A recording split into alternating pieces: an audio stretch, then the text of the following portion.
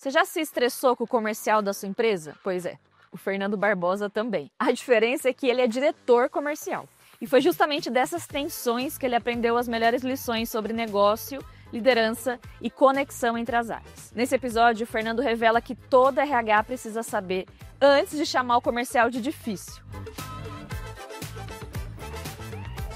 Então, os coleguinhas aí que falaram que venda só enche o saco. Se você não vende e não ajuda a vender, por favor, vai fazer outra coisa da sua vida que você tá no lugar errado. Já falei na largada. É o famoso me ajuda a te ajudar, Exato, né? Então, assim, se a pessoa não vende e não ajuda a vender, ela tá no lugar errado. Ela tem que trabalhar numa ONG, num hospital, alguma outra coisa da vida dela, assim. Não numa empresa voltada para um resultado na última linha, né?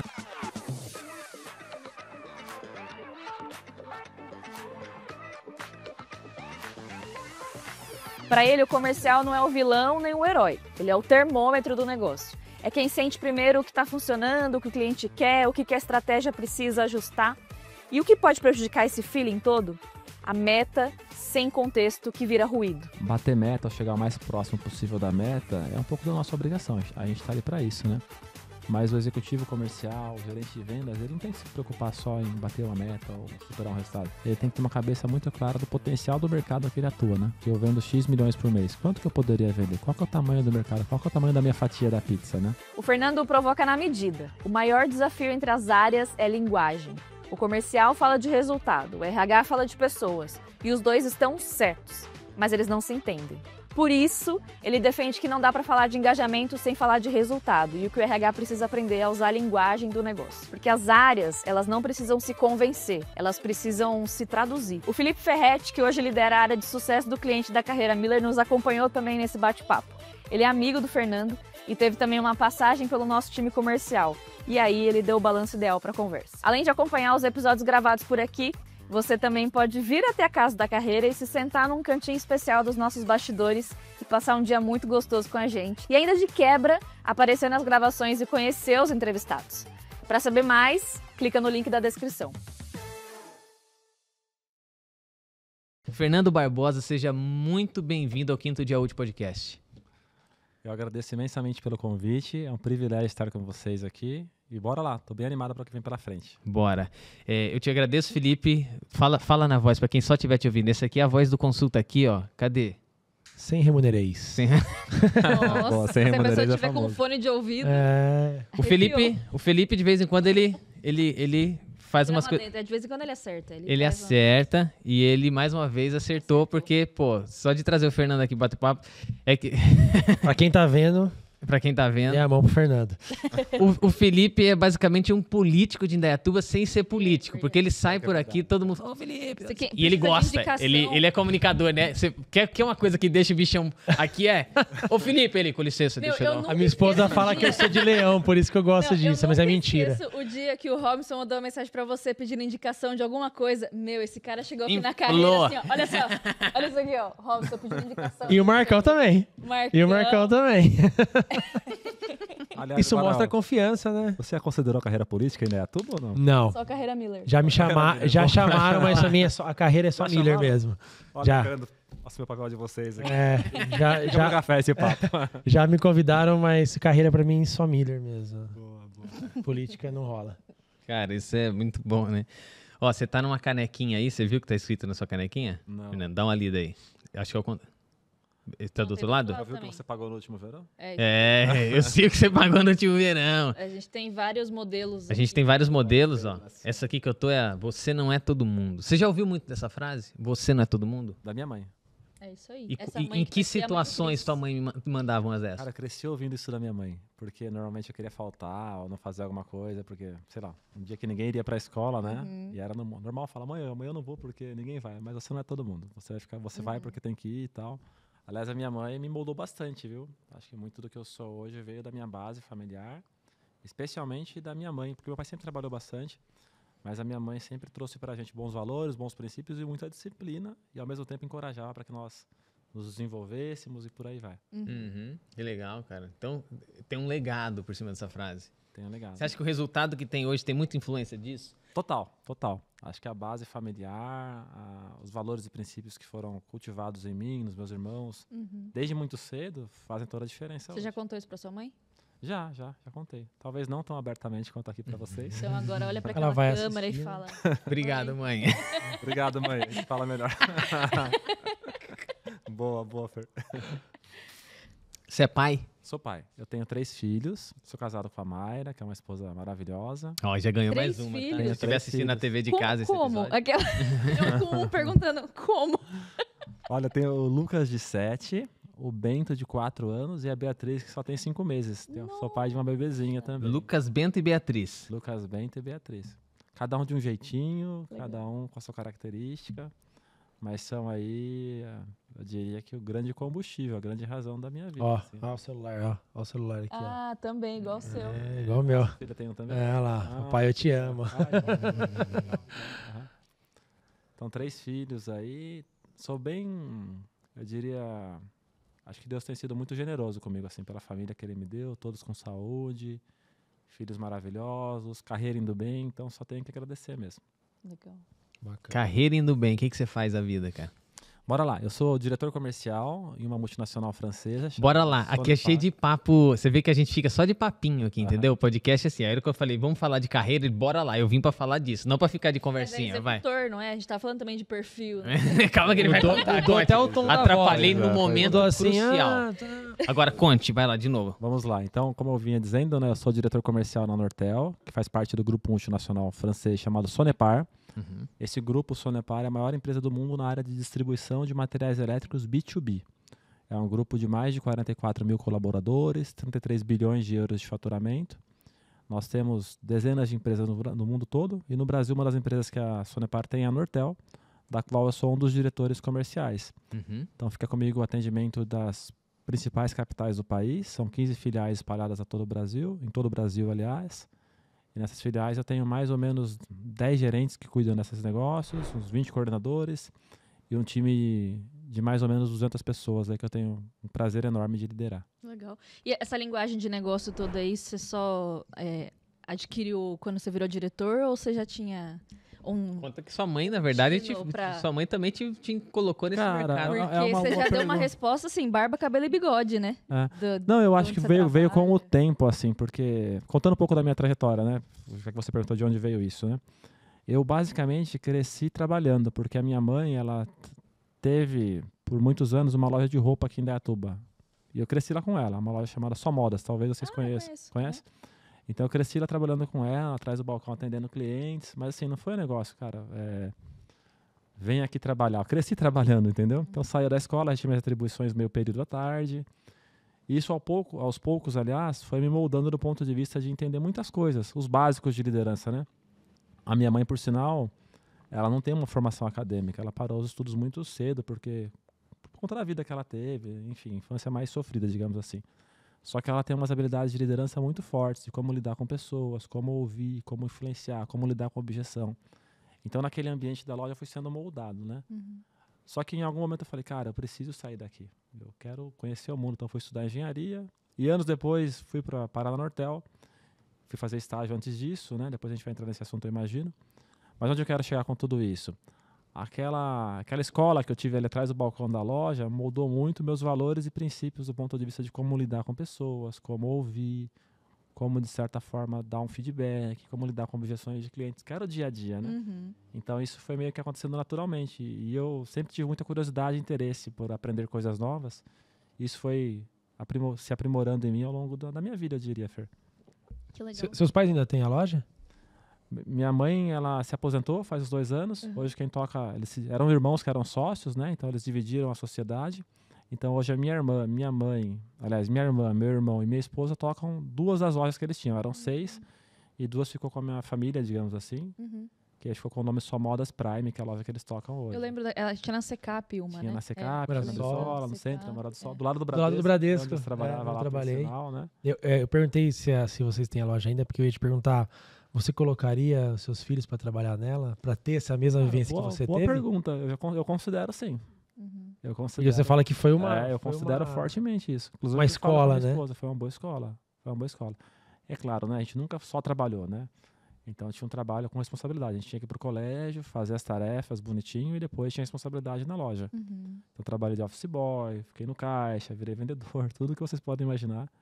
eu fiz ela nesses anos que eu trabalhei com eles. E hoje, olhando para trás, eu vejo que fez muita diferença para o profissional que eu acabei me tornando no futuro. Legal. Que legal, cara. A gente quer explorar com você 2 pontos nessa conversa hoje. Claro. Um, então, tem relação com esse ser humano que está aí e lidera outras pessoas, incentiva. Então, o Felipe faz uma pergunta como essa e, de fato, fala, cara, como é que eu vou criar meus filhos? Para onde é que eu aponto o caminho? Quanto tempo eu invisto? Somos todos líderes, no fim das contas. Você tem filho, sobrinho, cara, você já está exercendo esse papel. Ou você tem influência sobre eles, ou você é líder deles, né?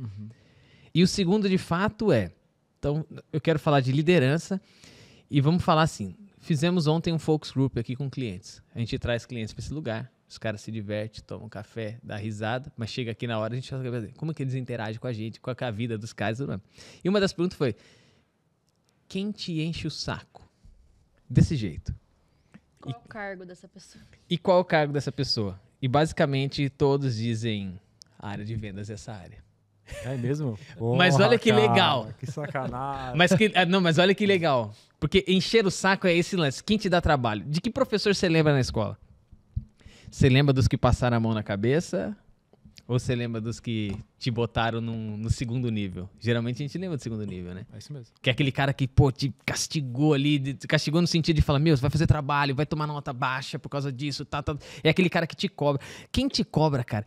E a área comercial tem uma influência gigante no negócio, né? Traz dinheiro para dentro de casa.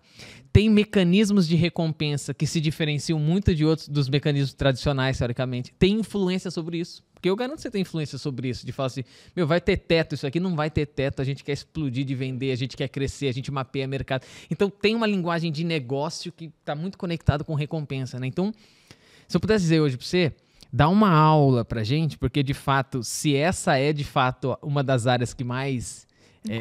incomodam. E eu falei a Fer fez assim, mano, você vai falar do jeito que... Porque a pergunta precisava ser... O Focus Group, a gente usa essa pergunta, de fato. Qual área que te enche o saco? Que área te enche o saco? Né? Então, vamos falar disso porque eu acho que tem muito aprendizado, cara. Não é todo mundo que sabe lidar com variável de vendas. Linha, no seu LinkedIn, você escreveu assim que na sua posição hoje na direção comercial, você é fazer o arroz e feijão bem feito. Você acredita nisso, assim? Começa por aí. Né? Como é que, então, tem uma receita, então? Para essa área comercial? Aliás, são 2 bons pontos que a gente vai tratar aqui, né? O primeiro que eu gosto bastante de dizer é que na empresa deveríamos ter 2 tipos de profissionais. Ou os que vendem, ou os que ajudam a vender. Se não vendem, não ajudam a vender, para começar, tá no lugar errado. Vamos trabalhar numa ONG. Lição número 1. Então, os coleguinhas aí que falaram que venda só, enche o saco. Se você não vende e não ajuda a vender, por favor, vai fazer outra coisa da sua vida que você tá no lugar errado. Já falei na largada. É o famoso me ajuda a te ajudar, Exato, né? Então, assim, se a pessoa não vende, não ajuda a vender, ela tá no lugar errado. Ela tem que trabalhar numa ONG, num hospital, alguma outra coisa da vida dela, assim. Não numa empresa voltada para um resultado na última linha, né? E voltando, somos todos vendedores, né?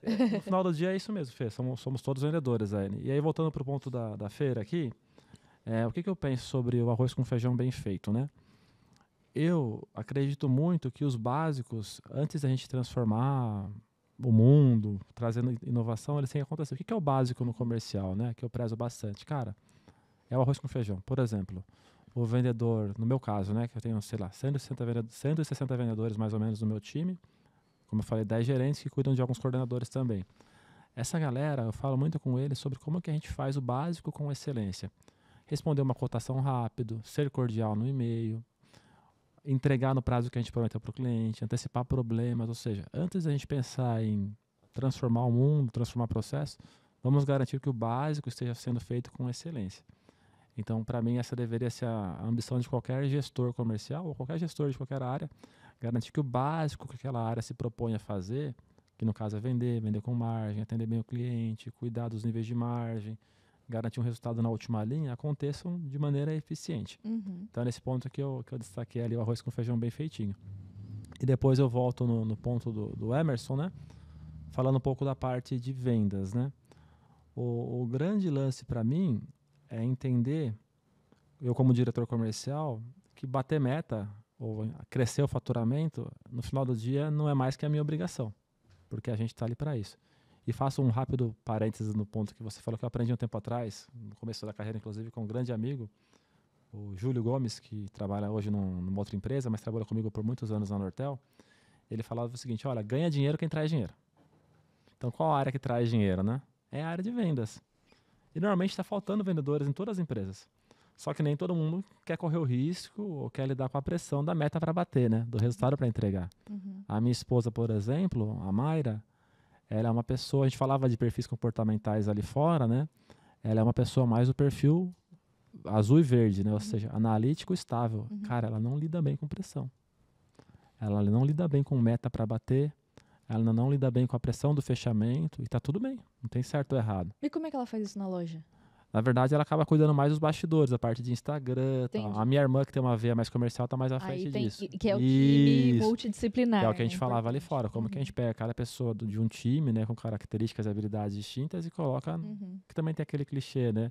Liderança sobre colocar as pessoas certas no lugar certo. Tem a ver com essa questão não de competência técnica, na minha opinião, mas também de olhar esse lado comportamental, de onde a gente encaixa a pessoa também na parte comportamental dentro da organização.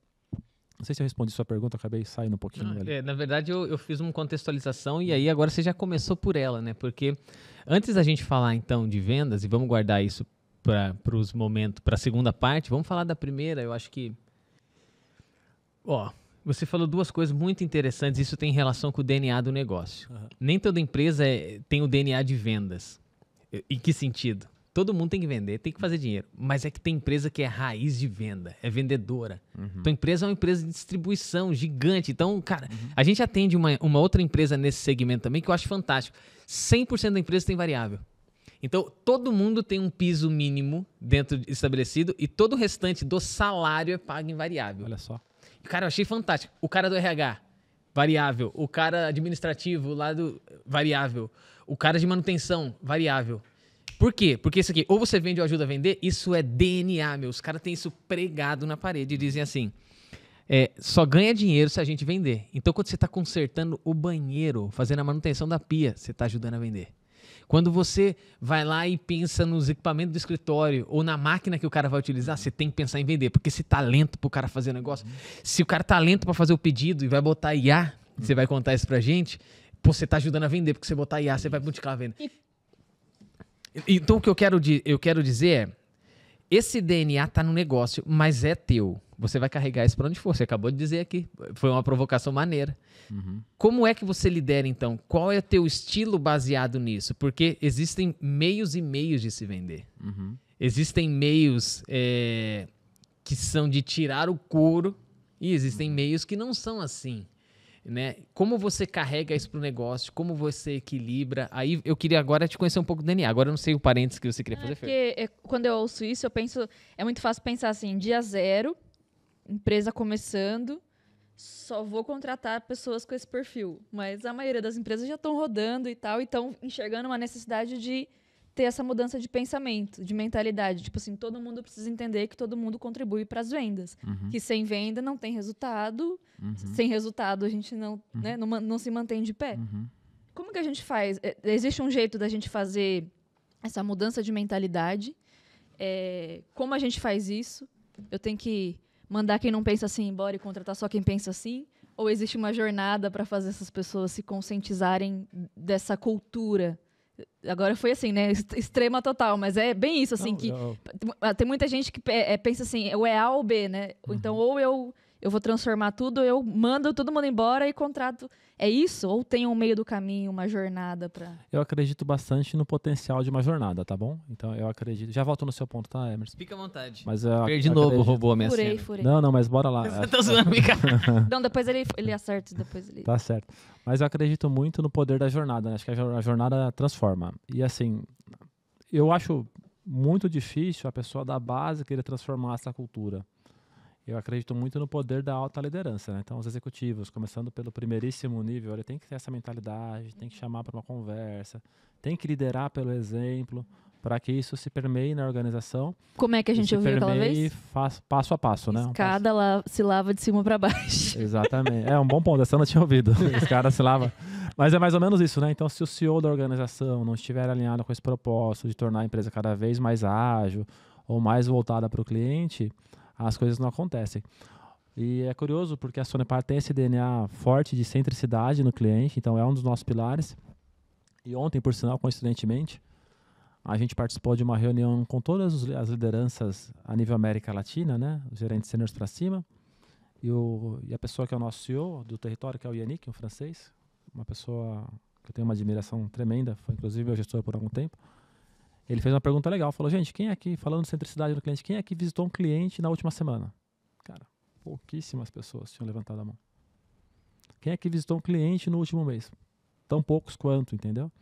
Então, assim, ele falou, eu visitei cliente, encorajo vocês a visitarem, ouvir o cliente, entender as dores, as necessidades, os desafios e trazerem para dentro dos seus respectivos departamentos. Ele não estava falando com só liderança de vendas, tá? Tinha líderes de RH, de IT, de legal, todas as áreas ali. E ele deu esse conselho. Então é legal da parte dele liderar pelo exemplo de que todo mundo tem que visitar um cliente, né? Então achei interessante. E é o que eu acredito, tá? Acho que se lá de cima, por mais que tenha uma ideia ali embaixo, um programa de coloca a sua ideia na caixinha aí. Se o CEO da organização, se a altíssima liderança não estiver alinhada em transformar essa empresa cada vez mais olhando para vendas, os esforços serão, aliás, muito maiores e mais desafiadores para que o resultado de olhar mais para vendas aconteça. Esse é o ponto.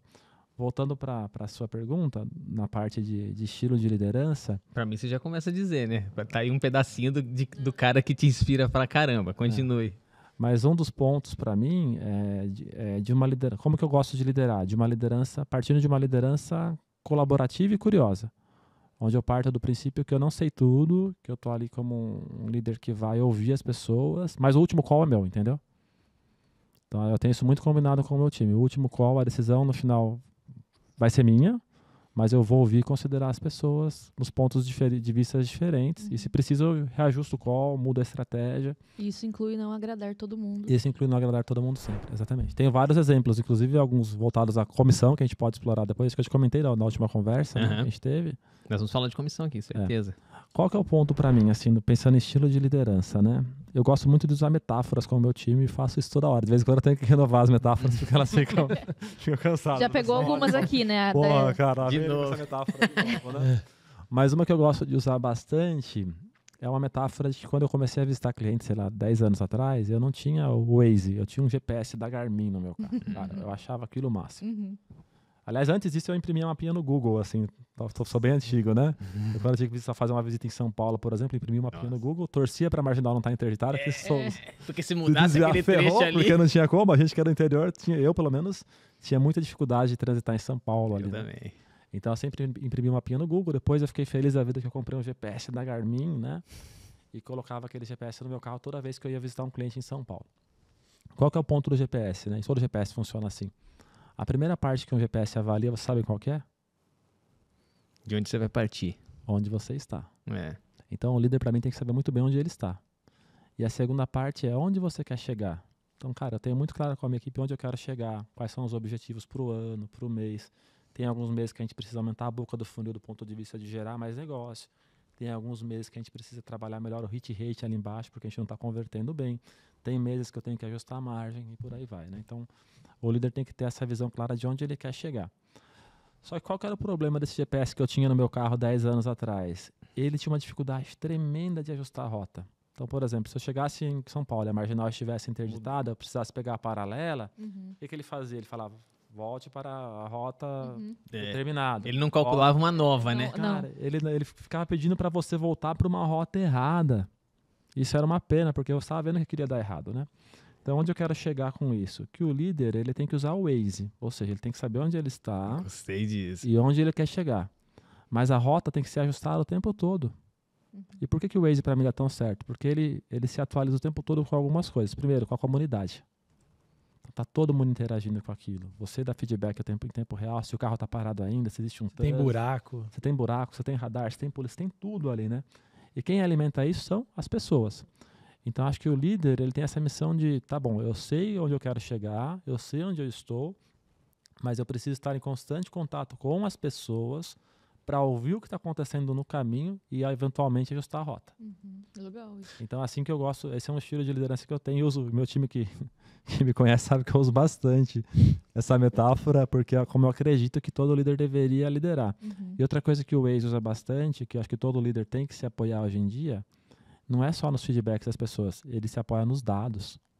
Então tem muito dado ali na frente, ali naquela plataforma, né? Dado de quando você vai chegar, quanto tempo no engarrafamento, rotas alternativas, quanto tempo vai levar, o histórico, tudo isso, onde você... Então, assim, tem muito dado ali dentro, e eu acredito muito, né, pensando no estilo de liderança que o Emerson comentava mais cedo, que um bom líder comercial, ele tem algumas habilidades, né, um package ali, né, um pacotinho. Uma delas tem que ser um bom líder, ou seja, é sobre pessoas, antes de mais nada. Ele tem que ser um bom comercial, gostar, né, de estar em frente do cliente, gostar do desafio de bater meta, mas ele também tem que ser bom com dados. Porque se ele não olhar os dados, para onde aquele caminho está levando, como é que está indo aquela rota, e por aí vai, a chance dele não chegar no objetivo que ele traçou ali, por algum obstáculo, por alguma eventualidade que vai acontecer no meio do caminho. Quantos de nós não planejam um caminho uma vez e não dá certo, tem que ajustar a rota? No trabalho é a mesma coisa? Se esse líder não tiver a habilidade de dirigir a empresa, de dirigir seu departamento, de dirigir o seu time, entendendo que ele vai ter que usar o Waze, que a rota vai mudar, que ele vai ter que ouvir as pessoas, que ele vai ter que usar os dados para chegar de maneira mais eficiente na rota final, ele tem chance de ficar pelo caminho ou de chegar atrasado. Ou de nem chegar às vezes, né? Se der tudo errado ali.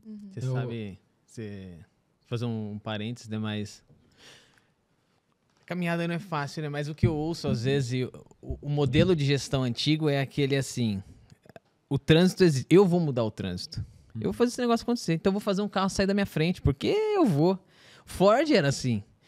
Eu vou fazer a cor do carro que você quiser, bicho. Desde que seja preto. Vai girar do jeito que eu quero. O mundo não é assim hoje.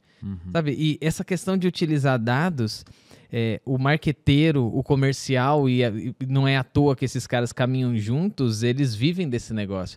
A questão é que quando o negócio não olha para isso como de fato um direcionador, é basicamente dizer assim, eu não quero navegar com o Waze, me deixa com o meu Garmin, porque faz 30 anos que eu ando com o meu Garmin, e foi assim que eu tive sucesso, cara, sabe?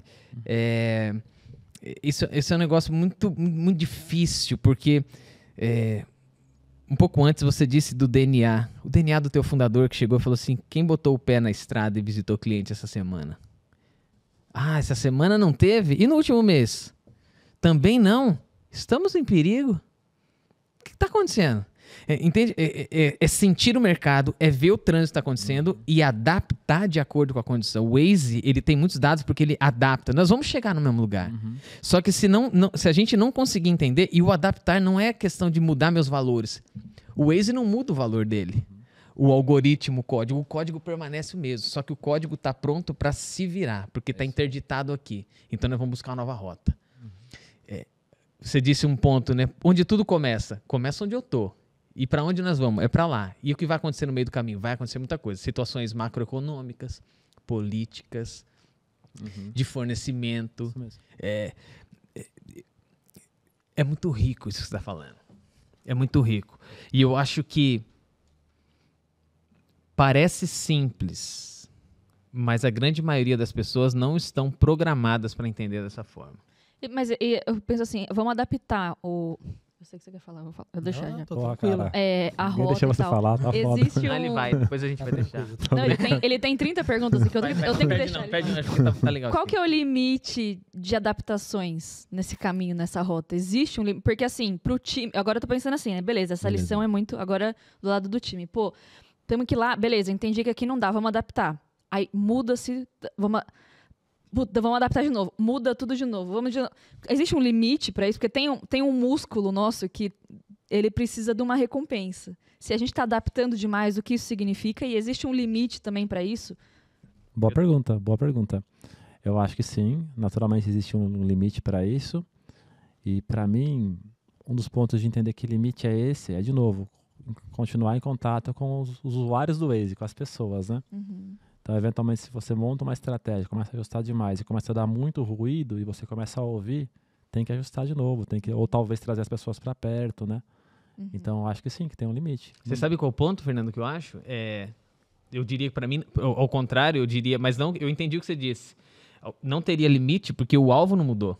Eu vou sair daqui de Indaiatuba e vou chegar na Faria Lima, no prédio tal, certo? Vai mudar isso? Não. É que às vezes eu faço esse trajeto... Em algum momento tem que chegar. Mas eu faço esse trajeto em 1 hora e 40 minutos. Pode ser que eu vou fazer esse trajeto em 5 horas, como já aconteceu. 5 não, 4 horas já aconteceu com a gente. 4 horas. Mas, bicho, Não mudou da minha cabeça. Eu vou chegar na Faria Lima. Mas aí que tá, tem que chegar. Quantas vezes meu GPS mudou? Sei lá, ele mudou umas 40 vezes. Mas tem que chegar. Mas eu acho que o ponto da FEIR tem que ter um limite, porque inclusive eu falo isso também pro meu time, né? Eu acho que de vez em quando a gente tem que fazer... Eu sempre falo o seguinte para eles. Algumas coisas a gente tem que fazer, mas a gente tem que tomar cuidado com 2 coisas. Aliás, muitas coisas a gente tem que fazer. Com as coisas que a gente for fazer aqui, ou vão quebrar a empresa, ou nos colocar na cadeia. Então existe um limite. Boa, essa é outra... Eu gostei. Por exemplo, onde eu quero chegar com isso? Putz, tá travada a Bandeirantes. Eu vi uma estrada vicinal ali que eu nunca entrei na vida. Cara, vale a pena. Porque se der tudo errado ali, quebra o carro. Quem vai me tirar dali? Então, tem algumas atitudes, ou alguns negócios, ou alguns pedidos que a gente não pode pegar, porque se der tudo errado, vai quebrar o resultado do mês, quebrar o ano, dependendo da cagada, desculpa o termo aqui, pode quebrar a empresa, né? Dependendo da empresa e da decisão que a liderança tomar. E uma outra coisa que para mim é inegociável é a questão de compliance. Então talvez alguém te fale, vem aqui, corta pelo acostamento ali, tipo, molha a mão do policial lá na frente, que tá tudo certo, você vai chegar. Então tem um limite, né? Sim. Então, entendi o limite. Entende? Não o limite de mudanças de rota, mas o limite do ponto de vista de valor. Porque tem valores que você não vai quebrar. Não, tem alguns pontos que não dá para quebrar. Atitudes que vão de encontro ali com compliance, eventualmente com decisões de altíssimo risco financeiro, ou que machuquem valores das pessoas, esse para mim é um limite. Agora, fora isso, se eu vou para a esquerda, para a direita, se eu vou tentar de novo, eu acho que tem que mudar. Legal. Eu acho que tem que mudar. Legal. Fih, fala lá, porque a gente teve um lance quase que etimologia da palavra. Porque o limite que ela colocou eu não vou quebrar meus valores para chegar na Faria Lima. Vou chegar lá em 4 horas. A questão o que eu pensei era mudanças de rota, porque nesse caminho... eu entendi o ponto dela, mas depois surgiu esse outro também. São 2 visões, mas ao mesmo tempo também é aquilo assim, mesmo que eu mude a rota, eu preciso chegar. Porque se a minha recompensa é chegar, se eu ficar mudando de rota e nunca chegar, ou eu desisto dessa caminhada... Mas o bom é que esse GPS, ele é inteligente, assim como, por exemplo, o algoritmo do cara do Uber, que diz assim, ó, ele sempre tá te levando pro alvo, ele nunca tá de brincadeira com você. Ele fala assim, vou fazer você ficar em círculos. Não, ele fala assim, nós vamos chegar nesse alvo. Eu conto com você nesse volante e deixa comigo que eu conto. Então, existe um alvo. E eu acho que outras coisas que acontecem hoje, as empresas não terem um alvo bem declarado. Pra onde que nós estamos indo? Eu tô perguntando. Nós estamos aqui, certo? Beleza. E pra onde nós estamos indo? Cara, eu não sei.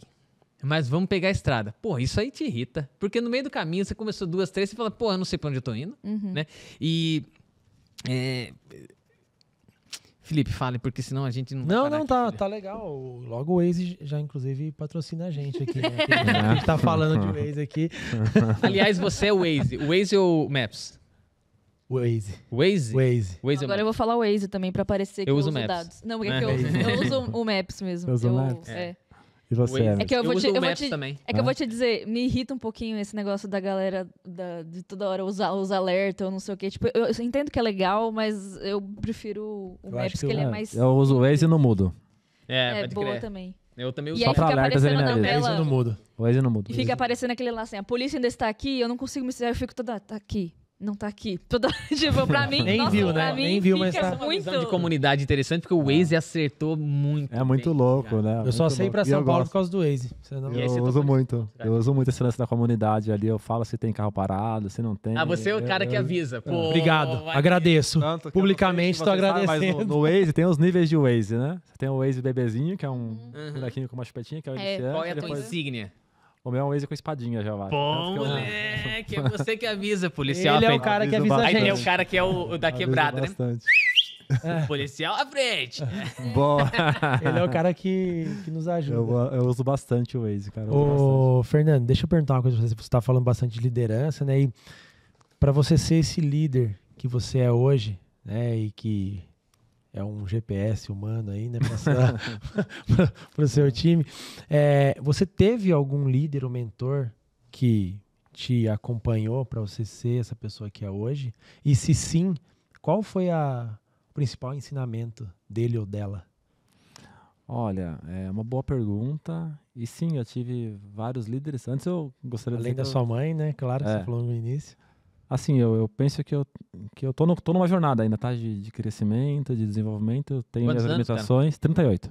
Pô, Pô, um garoto, igual eu. Eu tenho minhas limitações e sou consciente da grande maioria delas. Assim, então, com bastante humildade, eu sei que eu não tô pronto, tenho muitos gaps e tenho consciência de muitos deles, tá? Você também? Com certeza. Então, também. Continue. Mas aí, voltando, né, eu tive muita sorte de conviver com profissionais assim, brilhantes ao longo da minha carreira, que me mentoraram. Eu poderia mencionar alguns aqui.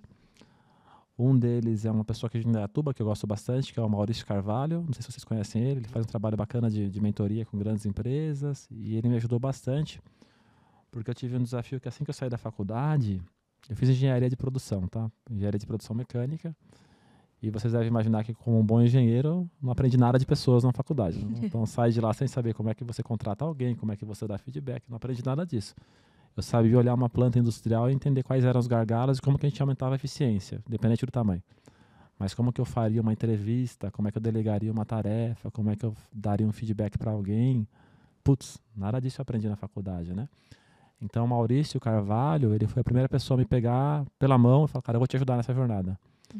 E ele me ajudou muito. Então, quase que um guidebook completo assim, de como que se entrevista alguém, como é que dá feedback, como é que delega, como é que você inspira, como é que você lida com objeções. Então, assim, ele me ajudou muito do ponto de vista teórico, porque ele foi executivo também da área financeira, cresceu muito rápido na carreira e hoje ele basicamente ajuda pessoas. Então, é uma pessoa fantástica, eu tenho muito orgulho de ter no meu pool de amigos, né?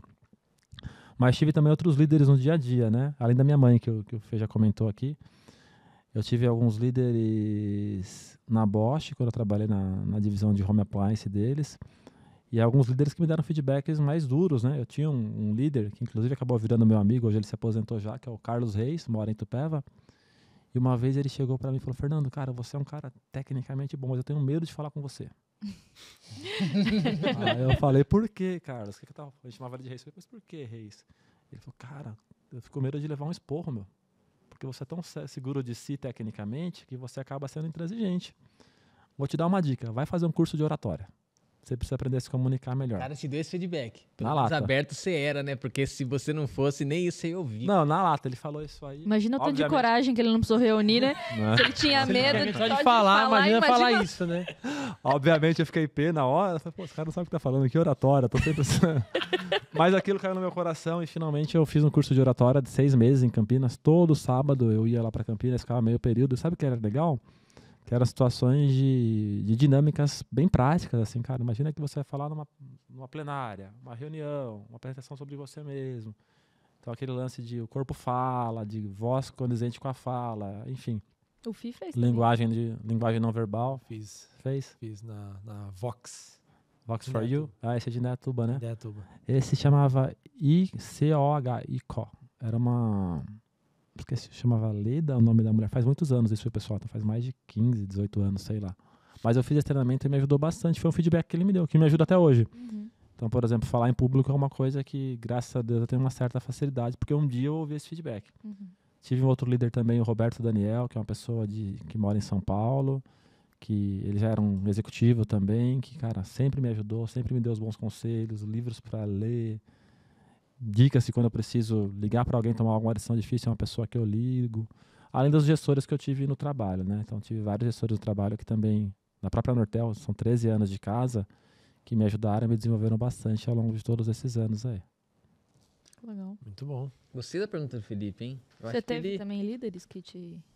Eu tive e tenho. Agora vai puxar um saco aqui, vamos lá. Não vou falar os nomes. Eu falei que eu tive e tenho. O entrevistado é o Fernando. Eu tô aqui só pra acompanhar. Deixa o Fernando dar o show dele aqui. Não, gente. nada de show. 38 anos de idade, quantas pessoas você lidera, cara? Umas 200, mais ou menos. 200! Você é um 15. cara jovem e tá numa posição muito importante. O que você já passou de perrengue por alguém olhar e falar, bicho, com todo respeito, você é um moleque. E aí, como você contornou? Conta um caos pra gente, legal.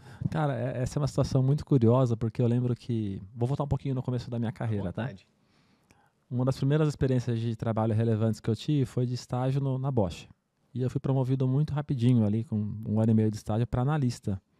E a minha missão era ser analista da qualidade de fornecedores. Então, eu visitava fornecedores 3, 4 toda semana, fazendo auditoria de processo. Como eu falei, essa parte mais de engenharia aí, né? E eu mandava um e-mail para a pessoa, falar, olha, eu sou o Fernando da Bosch, vou estar em tal dia fazendo uma auditoria. E, sei lá, isso 15 anos atrás, pelo menos, 15, 17 anos, se eu já tenho cara relativamente de novo, como você falou, na época mais ainda, né? Não tinha barba, era mais magro. Então eu chegava nessas empresas e o pessoal falava, cara, cadê o Fernando? Não, sou eu. Então já ouviu, cadê o Fernando, né? O Fernando tá vindo? Então, tipo assim, a pessoa esperava um estereótipo maior, de mais idade, assim, da minha posição, né? Na Nortel, obviamente é que de maneira super direta ninguém nunca me falou isso, né? Mas eu senti, sim, em alguns momentos nariz torcendo, alguns tipos de comentários paralelos, de pessoas que infelizmente não me viam como preparado, né, para aquela posição. E a minha maneira de contornar isso, respondendo a sua pergunta, é muito de tentar trazer a pessoa para o meu lado.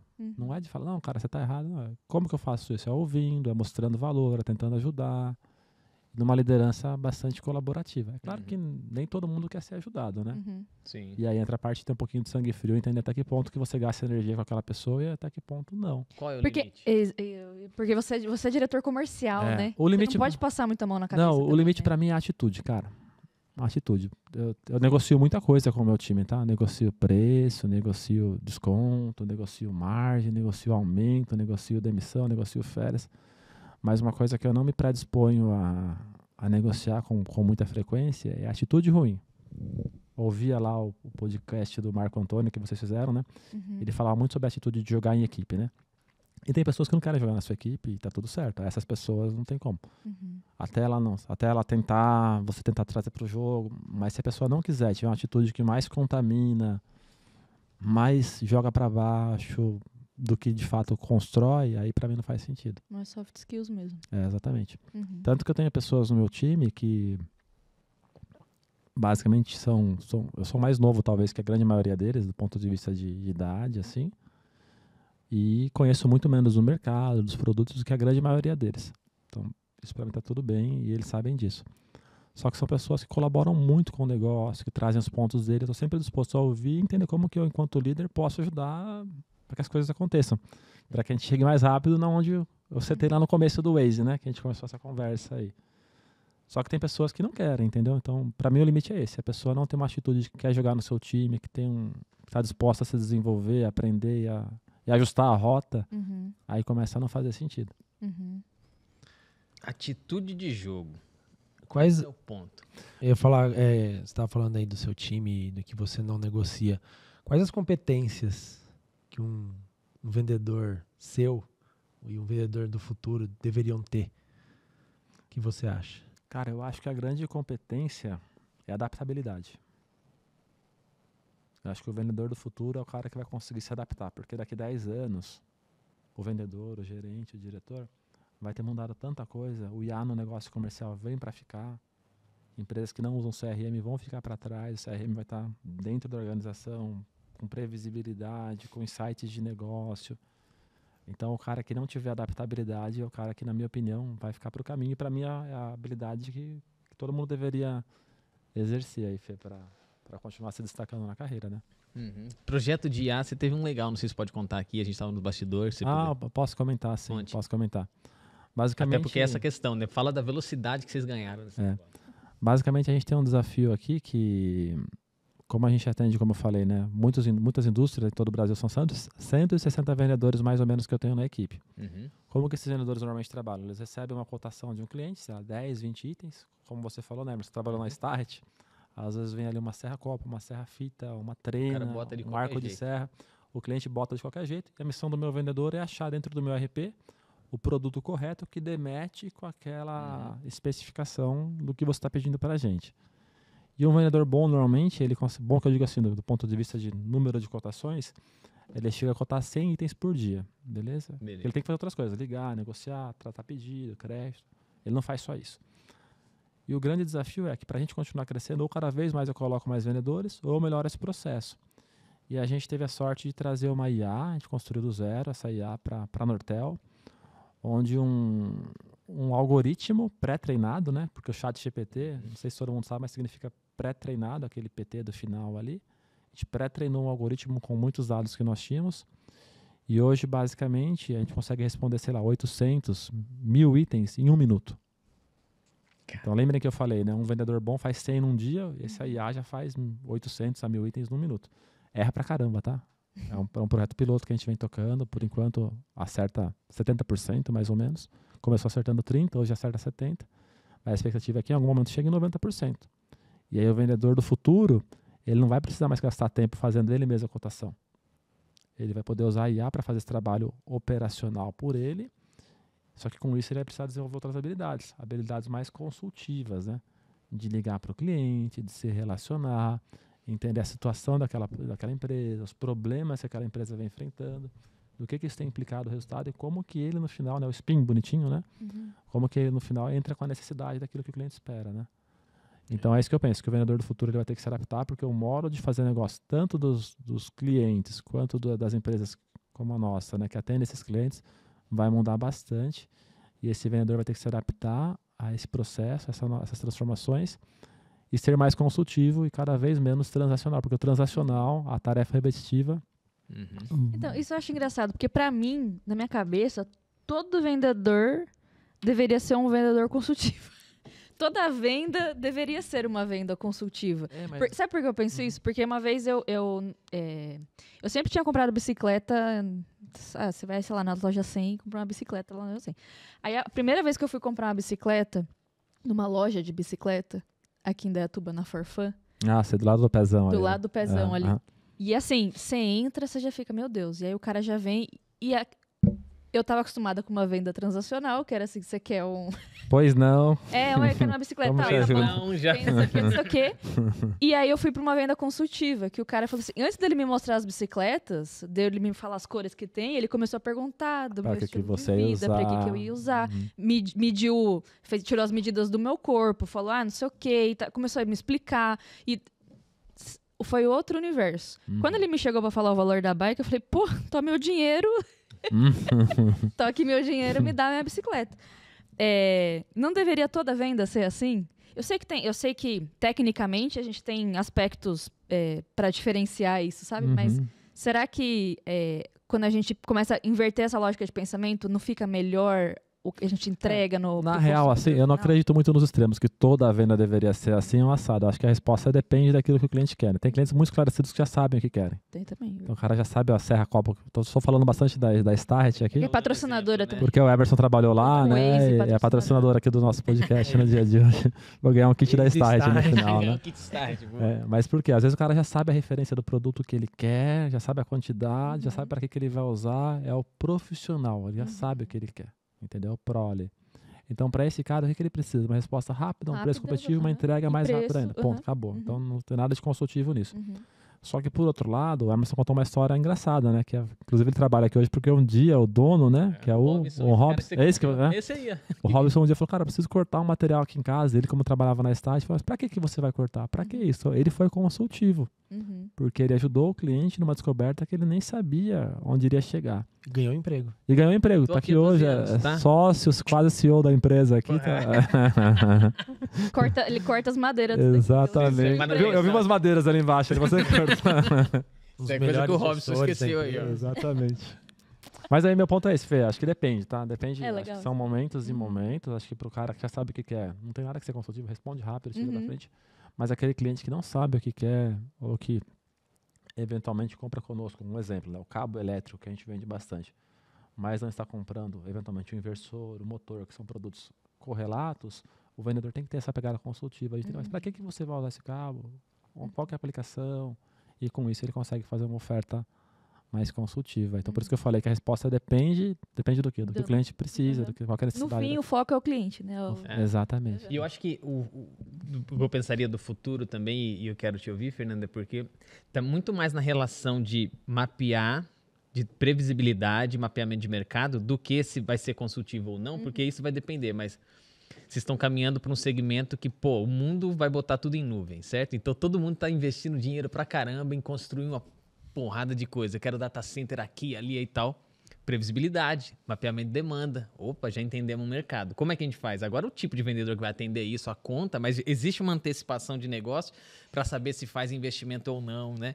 E por aí vai. Então eu acho que a dinâmica não só para vocês na Sonepar de todos os negócios, como para a gente ou para qualquer um, é ter um entendimento maior de mercado para daí entender que tipo de ação ele encaixa melhor, certo? Que é um dos chapéus que você usa, né? De inteligência de mercado. Isso, o que é isso também, né? Basicamente, uma coisa que eu também acredito bastante é que no comercial, até falava sobre isso ali fora, né? Bater meta ou chegar o mais próximo possível da meta é um pouco da nossa obrigação. A gente está ali para isso, né? Mas o executivo comercial, o gerente de vendas, ele não tem que se preocupar só em bater uma meta ou superar um resultado. Ele tem que ter uma cabeça muito clara do potencial do mercado que ele atua, né? Ou seja, tá bom, se eu vendo X milhões por mês, quanto que eu poderia vender? Qual que é o tamanho do mercado? Qual que é o tamanho da minha fatia da pizza, né? E essa é uma estratégia que a gente utiliza bastante, de entender quais são as indústrias que existem no Brasil, quantas delas eu já atendo, quantas eu não atendo e como é que eu faço para atendê-las. Ou seja, tem lugares que eu preciso botar mais vendedores. Tem lugares que eu preciso abrir filial. Como a gente fez nos últimos anos. Né? Nós fomos abrindo novas filiais em locais que a gente identificou que existia uma concentração relevante de potenciais clientes, mas que nós não estávamos presentes. Então nós fomos até lá, abrimos uma filial e por aí vai, né? E tem mais lugares para abrir filial, tem mais lugares para buscar negócio, tem lugares que dá para contratar mais vendedores para expandir, e tem lugares que a missão é fazer ainda o arroz com feijão bem feito. Antes de pensar em explorar mais negócio, mais mercado, como que eu cuido melhor daqueles clientes que já estão por ali, como que eu aumento o faturamento daqueles vendedores que já estão dentro de casa, antes de dar um passo maior do que a perna. Né? Então, acho que, de novo, né, tem tudo a ver com o que a gente vinha falando no começo, com adaptação. Cada cenário, cada situação vai exigir do líder ali uma estratégia diferente. Então, como eu falei, tem lugares que eu posso me dar o direito de contratar mais 5, 10 vendedores, porque tem mercado para buscar, os vendedores que estão lá já estão no máximo, assim, no limite, estão até a tampa, né? Só que tem lugares que não faz sentido eu colocar mais 5 pessoas ou abrir uma nova filial, porque aquele time ali ainda tem muita lenha para queimar, né? Então, esse tipo de termômetro faz parte do nosso dia a dia avaliar dentro da organização. Sim. Felipe, o espaço é teu agora para você continuar aí, fazer mais uma. Vamos lá. Vamos lá. Vou insistir um pouco aí na sua caminhada, na sua carreira. Bora lá. Você cometeu algum erro no passado que você achou, que você acha, né, relevante? Pô, esse erro me fez aprender muita coisa, assim. Ah, cara, errei pra caramba, tá? Errei pra caramba, já dei muito com a cara na porta, assim, já errei bastante. Mas tem um erro que me marcou bastante, que foi uma situação bastante curiosa, por sinal, que foi o seguinte. Tinha um cara na Nortel que ocupava a cadeira que eu ocupo hoje, tá certo? Era um outro diretor, isso há uns 8 anos atrás. Eu era gerente de projetos comerciais. E um dia ele me chamou para conversar. Ele falou, poxa vida, Fernando, eu tô aqui, cara, mas eu tô vendo que não tem um padrão de gestão de vendedores na filial. Eu acho que você poderia me ajudar a criar meio que um book aqui, uma cartilha de como que os gerentes deveriam fazer a gestão dos vendedores, quais indicadores eles deveriam olhar, para que a gente criasse um padrão e os caras tivessem que seguir aquilo dali para frente, né? Cara, na época eu achei fantástico, eu gostava muito de dados, estava na época do auge do Power BI, né? A gente surfou essa onda lá atrás. Hoje em dia todo mundo tem Power BI, mas lá atrás não se falava tanto sobre isso. Então apoiei esse cara, trabalhei por semanas montando uma cartilha, montando um book de quais eram as boas práticas, como é que tinha que conduzir uma reunião com vendedores, quais perguntas deveriam fazer, quais BIs o cara deveria olhar. E a gente chamou aquilo, se eu não me engano, tá, de cartilha de gestão do vendedor. E eu fiquei muito feliz com aquele trabalho, mostrei para ele puxou uma reunião com todos os gerentes, a gente mostrou a cartilha dos caras, como é que eles deveriam fazer. E o cara tinha que preencher uma planilhinha e salvar na rede, para a gente depois avaliar como é que foi a reunião com os vendedores, para entender quais eram os planos de ação individuais para cada um, né? E aí, como hoje está mais claro para mim, na época nem tanto, ninguém fez. Um ou outro fez, ali ninguém seguiu nada, né? E eu fiquei meio desapontado, aí eu fui desabafar com o Yannick, que na época era meu chefe, que hoje é o CEO a nível América Latina da Sonepar. Ele falou assim, cara, mas como é que vocês fizeram isso? Eu expliquei, né? Ah, não, fulano me chamou, fizemos esse trabalho, a gente montou a cartilha e tal. Aí ele falou assim, cara, se eu te fizesse uma cartilha e falasse como é que você tem que gerir o seu time, você ia gostar? Sem falar com você? Aí eu falei, não, né? Ele, não, então os caras não gostaram. Vocês não falaram com o cara quais eram as dores, as necessidades, vocês impuseram uma cartilha, que aliás tem um nome aparentemente para pré-infância, né? Cartilha, né? Remete a isso, coisa de criança. E agora você chega para um gerente que tem um monte de coisa para resolver e fala como é que ele tem que tocar o negócio com o vendedor dele. Cara, o cara não gostou e não vai fazer mesmo. Então a culpa foi de vocês. Já levei aquele esporro para casa, né? Nossa. Então, assim, onde eu quero chegar com isso, né? Por que eu uso isso como exemplo? Porque muitas vezes, e essa não foi a única, poderia lembrar de outras aqui, vieram boas ideias, boas iniciativas, que talvez tecnicamente fossem ótimas, mas que por não ter tido o devido envolvimento e alinhamento com as pessoas na largada, deram errado. Então eu trago isso muito para o meu estilo de liderança, como antes de fazer alguma mudança, antes de promover algum tipo de transformação, como que eu faço com que essas pessoas se sintam envolvidas na concepção da ideia? Como que eu trago eles para o jogo antes de falar o que tem que ser feito, para ouvi-las, entender, ponderar. Muitas coisas abrem a nossa cabeça de pontos que a gente eventualmente não está olhando, não consegue ver por algum motivo.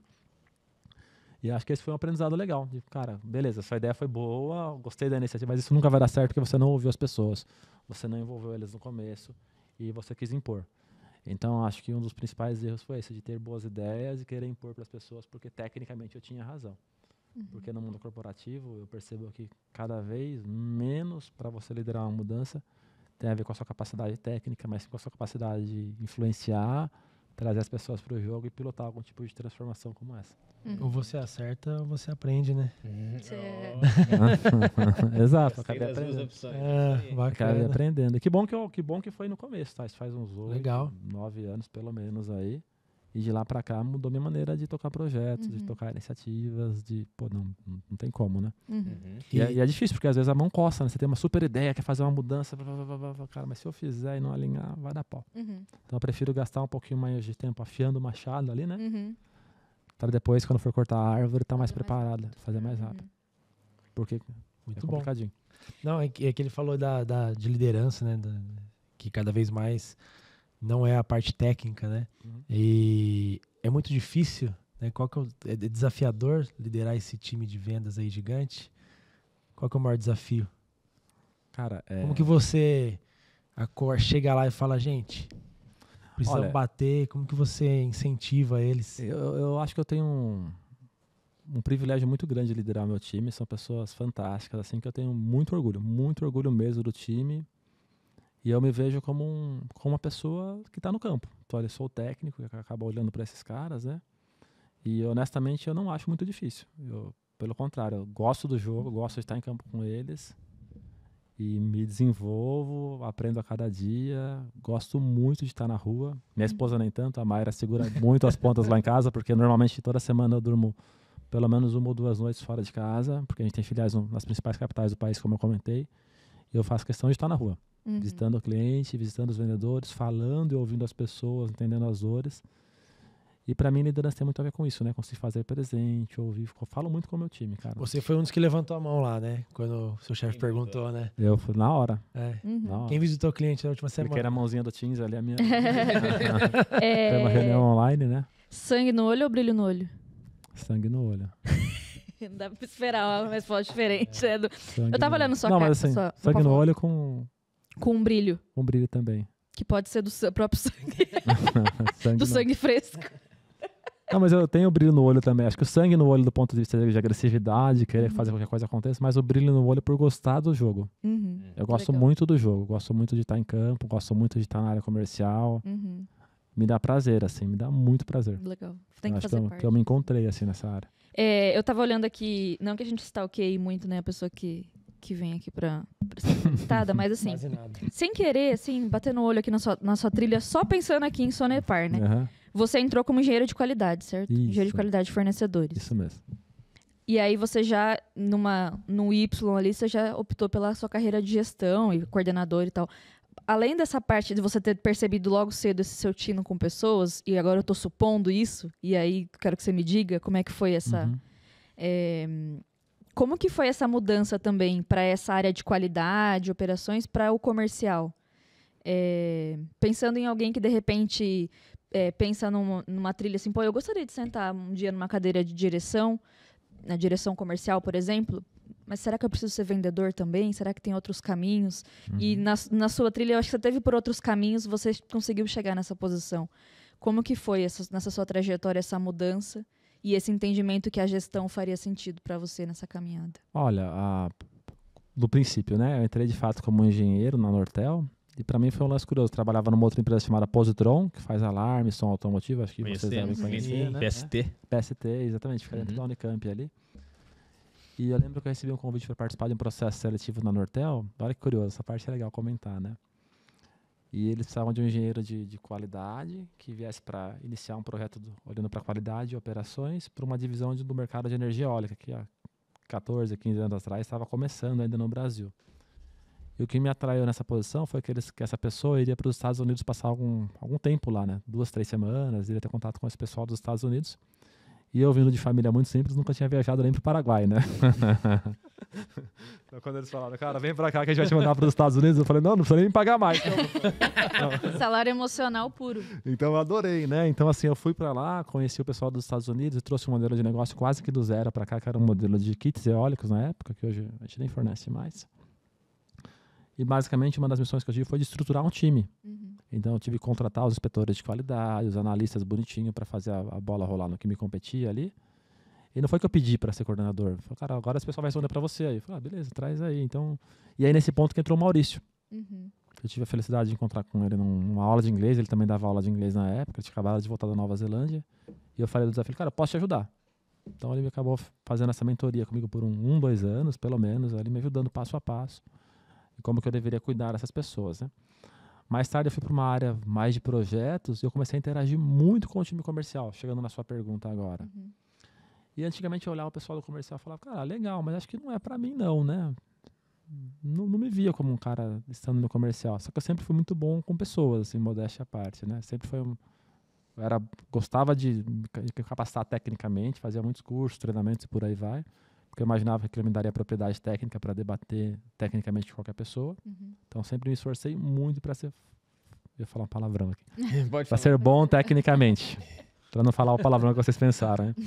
Então, cara, todo o dinheirinho que eu ganhava, desde a época do estagiário, eu investi em cursos, treinamentos, certificações, blá, blá, blá, para tecnicamente ter um bom gabarito.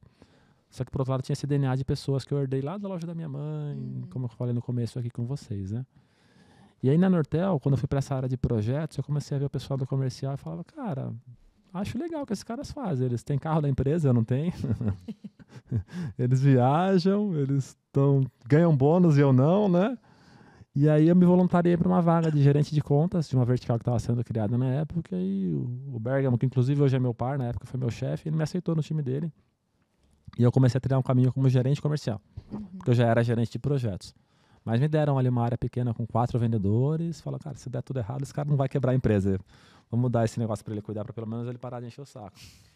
Mas você pediu esse negócio, eu pedi. Né? Você me contou no café, eu achei isso maneiro. Eu acho que um ponto assim, Fer, que tem a ver com o que a gente falava no começo do Waze, é onde a gente quer chegar, né? Então eu declarei para a organização, para o meu chefe, para os pares, que eu queria essa cadeira. Que eu queria em algum momento ser um gerente de vendas ou atuar numa área mais comercial.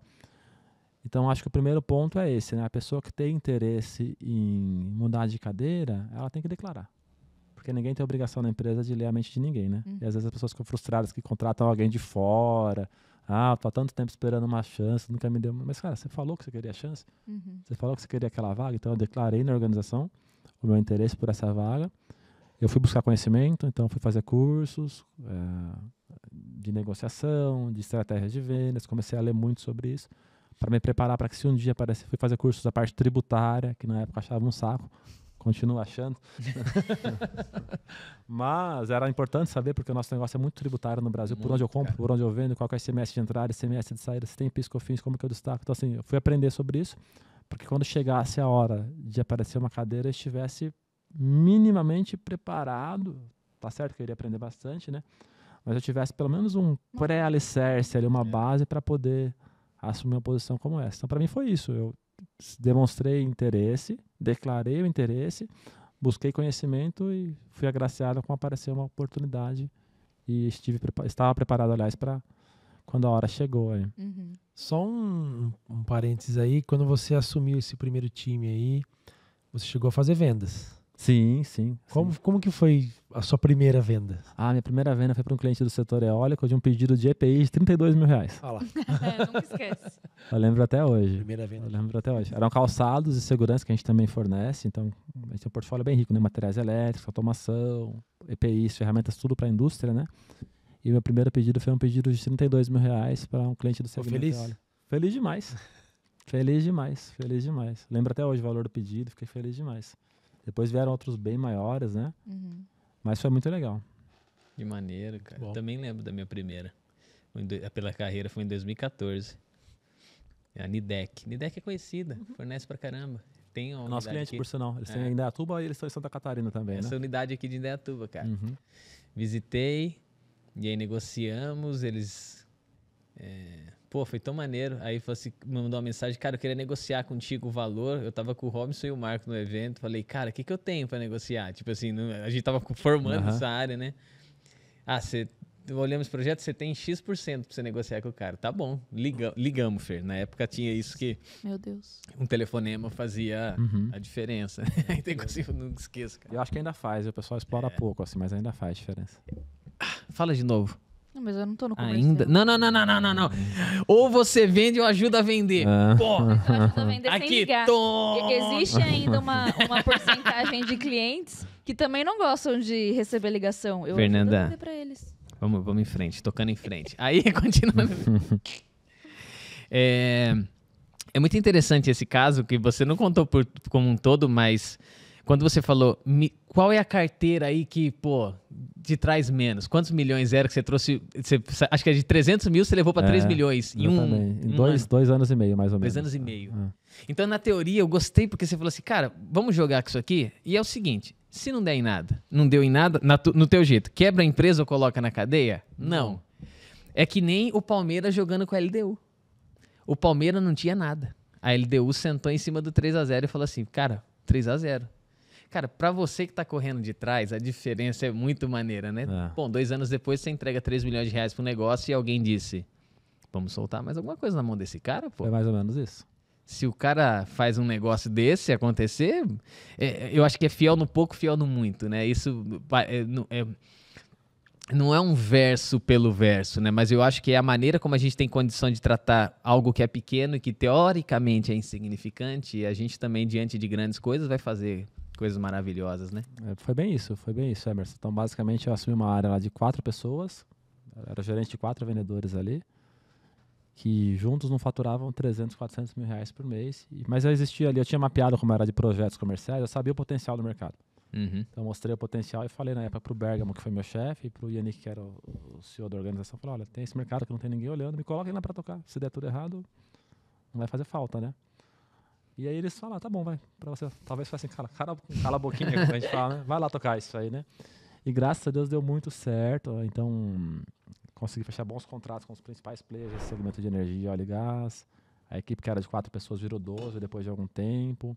E o faturamento que era de 300, 400 mil virou 3 milhões e meio em 2 anos e meio, mais ou menos. Com boas margens, me rendeu alguns destaques dentro da organização, do ponto de vista, o cara tá dando resultado. E quando você está numa área de apoio, é uma posição meio ingrata. Você ajuda a vender, mas não é bem você que vendeu. Agora, quando você está no comercial, marcando gol, fazendo negócio, o sentimento é outro e também o apetite é outro, né? O apetite é outro e também a credibilidade é outra. Então, eu consigo com credibilidade dos meus pares, pararam de me ver ali como secretário da diretoria, que eu era gerente de projetos, né? Como alguém que estava ali... Secretário da diretoria, vai brincando não, mas exatamente, como o pessoal vê, né? Pô, o cara é gerente de projetos, é o secretário do diretor. Tá vendo ali o espião para ver o que tá de errado, né? Era o tipo de coisa que normalmente até ouvia dos colegas. Pô, cara, tá vindo espionar a gente. Não tô, é um projeto, vamos junto aqui, né? E aí deu certo, assim, graças a Deus esse projeto foi bem, esse projeto de energia e óleo e gás, que foi o que eu toquei, e depois me credenciou para outras cadeiras maiores. Sim. Legal. Você falou que você declarou que você queria essa posição, né? Qual que é a próxima posição declarada? Olha, não tenho isso declarado porque eu ainda entendo que tem muita linha para queimar no comercial ainda, sabe? Mercado grande... a gente tem um share pequeno e eu tô gostando muito do que eu tô fazendo. Eu sou muito assim, cara, a hora que eu cansar disso aqui, talvez eu levante a mão. Mas por enquanto ainda tem muita coisa para transformar, muita coisa para fazer. Então não tenho nenhuma nova posição declarada ainda. É que você tá mesmo. É que eu tô mesmo. Legal. Por mais alguns anos. Que eu preciso ainda, na minha leitura, né, encorpar. Tô 2 anos nessa cadeira. Completo 2 anos agora em dezembro. Mas acho que eu preciso de mais alguns anos para ganhar corpo, fazer tudo que eu tenho de roadmap, de IA, transformação comercial, ainda cuidar de alguns arroz com feijão que ainda não estão sendo bem feitos, que tem os básicos para resolver, para depois pensar em desafios maiores. Legal.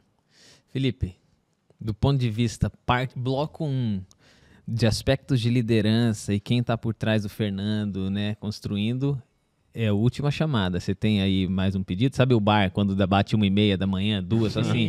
Let's go! Aí você vai... A saideira? A saideira.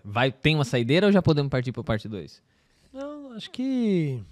Não, vou fazer mais uma saideira aqui dessa Bora parte. lá. Tem algum filme, livro que você indicaria para nós aqui, que você fala, esse filme, esse livro ensina muita coisa sobre liderança, sobre comercial? Boa pergunta. Olha, eu tenho um livro que eu gosto bastante de liderança, que eu indico para todo mundo.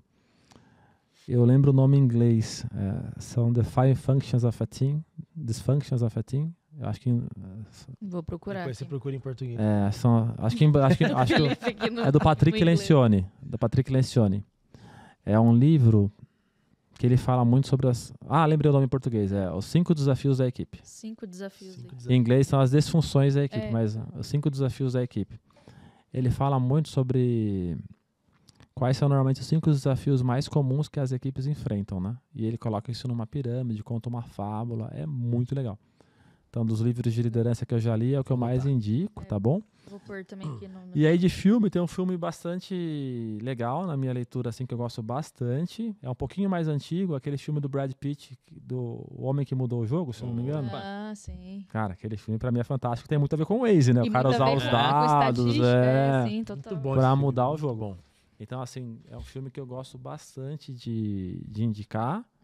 E tem a ver com liderança, com gestão de mudança, com entender que, na verdade, o melhor time não é aquele mais caro, ou os mais galácticos, mas é aquele que consegue olhar para o que precisa ser olhado, mudar a estratégia, ajustar a rota, cara. E é uma história real, né? Então, é muito legal esse filme aí. É muito legal. Cara, que interessante. Mas esse livro vale a pena ler, viu? É uma fábula, tá? Uma fábula. Ele conta uma história de uma organização que tá passando por... Eu olhei a capa aqui agora, já é bem esse aqui, não é? Isso, esse aí. Então, ele conta uma fábula de uma empresa que passa por um processo de transformação, aí chega um CEO novo, ele tem que liderar aqueles caras, cada um com seu perfil. Então, eu gosto bastante. Mostra aqui. Comprei 2, Fer. Comprei 2, leve 1? Um pra você, um pro Fih. Sério mesmo. Nossa, eu vou ganhar de presente aqui, ao vivo, um livro. Olha, eu recomendo. Teria outro, mas assim... Por meio de uma parábola, oferece instruções claras para combater as tendências do comportamento humano que prejudicam o trabalho em equipe. E uma das coisas que ele fala assim, que prejudica a equipe... Compra 4. Ele fala que a base da pirâmide é a confiança. Então ele começa explicando a importância de você criar relações de confiança com as pessoas. Isso numa fábula, tá? Ele não fala diretamente. Sim. E ele vai contando isso numa história, é bem legal. E ele fala que um dos outros pilares é a falta de conflitos. Que muitas pessoas evitam conflitos dentro da organização e isso prejudica. É verdade. Então, ter um conflito saudável com um colega, que você não vai questionar a pessoa, mas um processo, um resultado, um método, é saudável, mas as pessoas fogem disso. Só que o conflito ele vem depois da confiança. Porque você não vai entrar em rota de conflito com quem você não confia. Então, fala da importância de você criar relações de confiança antes de entrar em conflito. E às vezes a gente já não confia, já quer sair quebrando pau, né? Então, esse livro ele explica bastante isso. Acho que, então, o Emerson confia em mim. Ele tem bastante confiança. Porque eu tô anotando tudo aqui, cara. Tá muito maneiro isso aqui. Confio pra caramba, meu. Porque a feira é direto no jogo aqui, mano. Aqui é feedback direto também, a gente já resume. Sem mimimi, né? Sem mimimi. Teve um dia engraçado, a gente já contou outras aqui, né?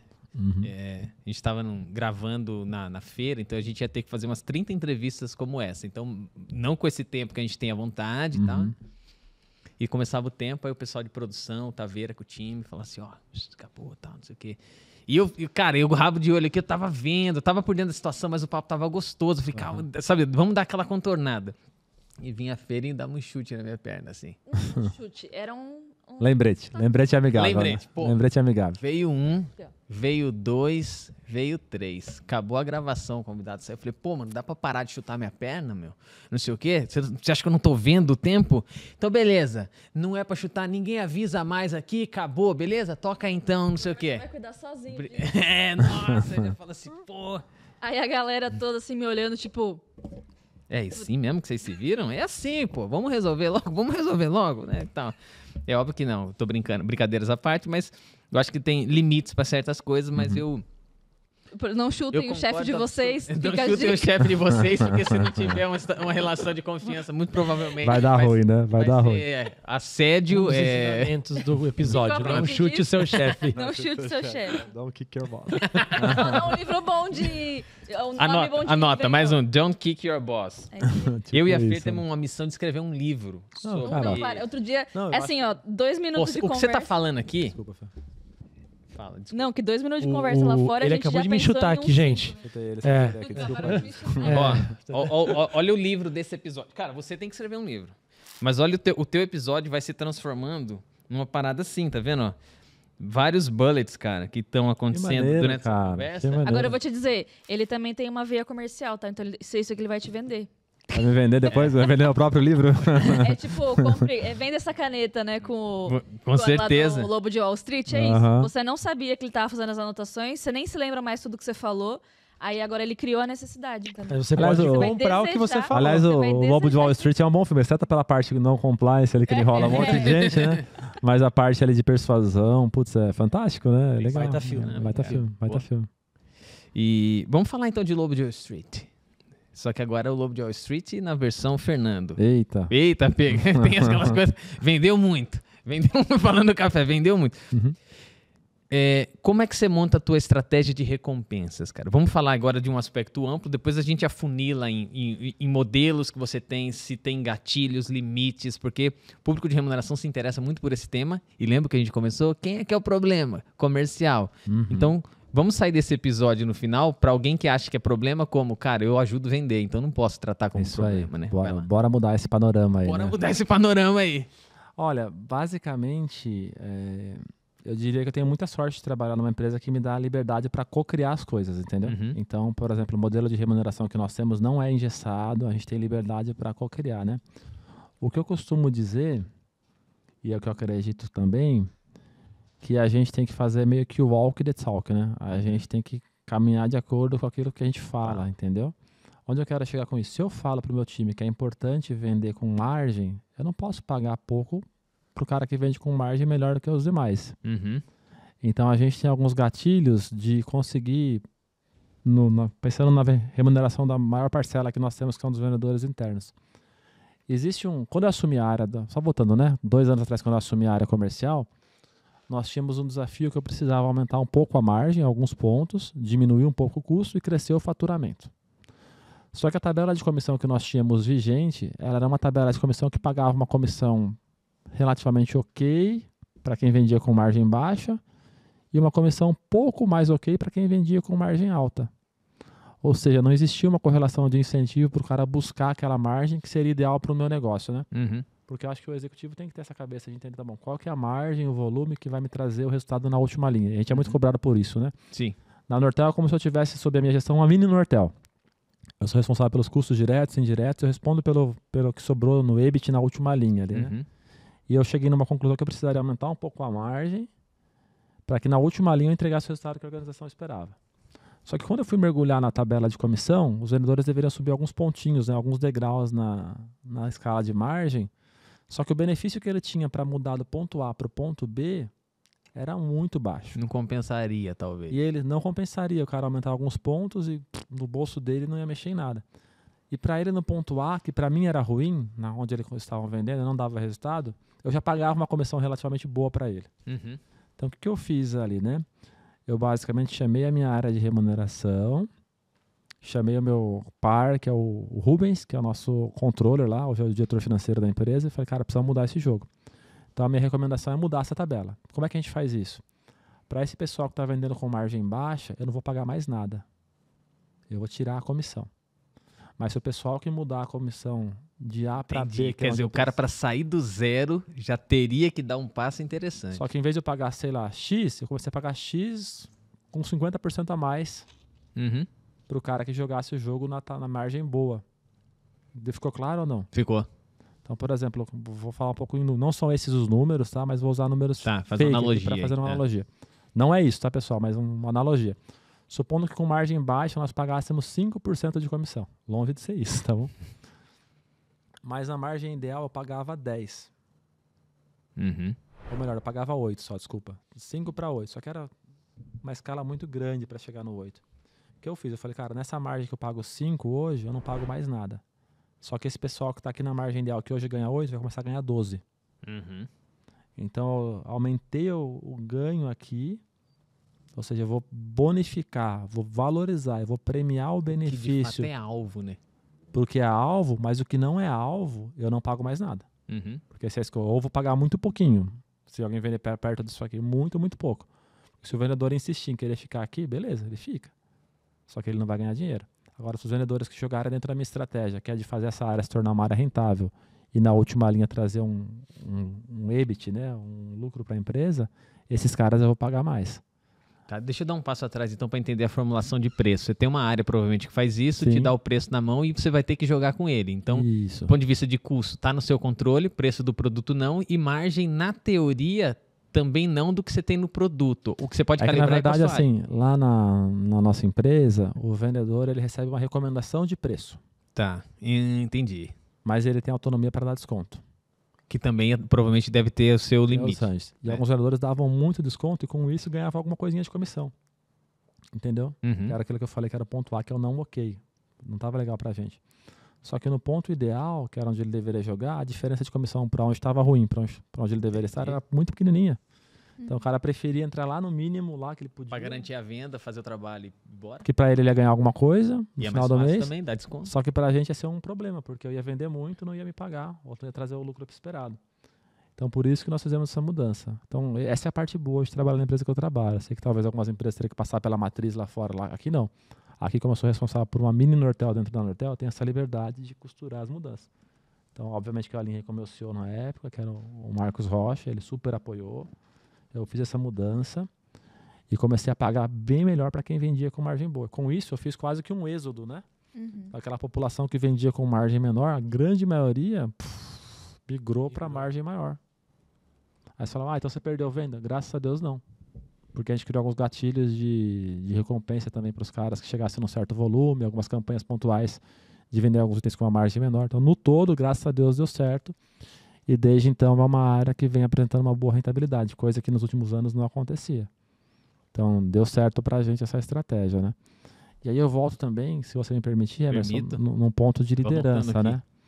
Porque seria muito conveniente eu mudar a tabela lá na matriz e mandar um e-mail para todo mundo. Segunda-feira, nova tabela é essa, pessoal. Sigam aí. Não foi o que eu fiz.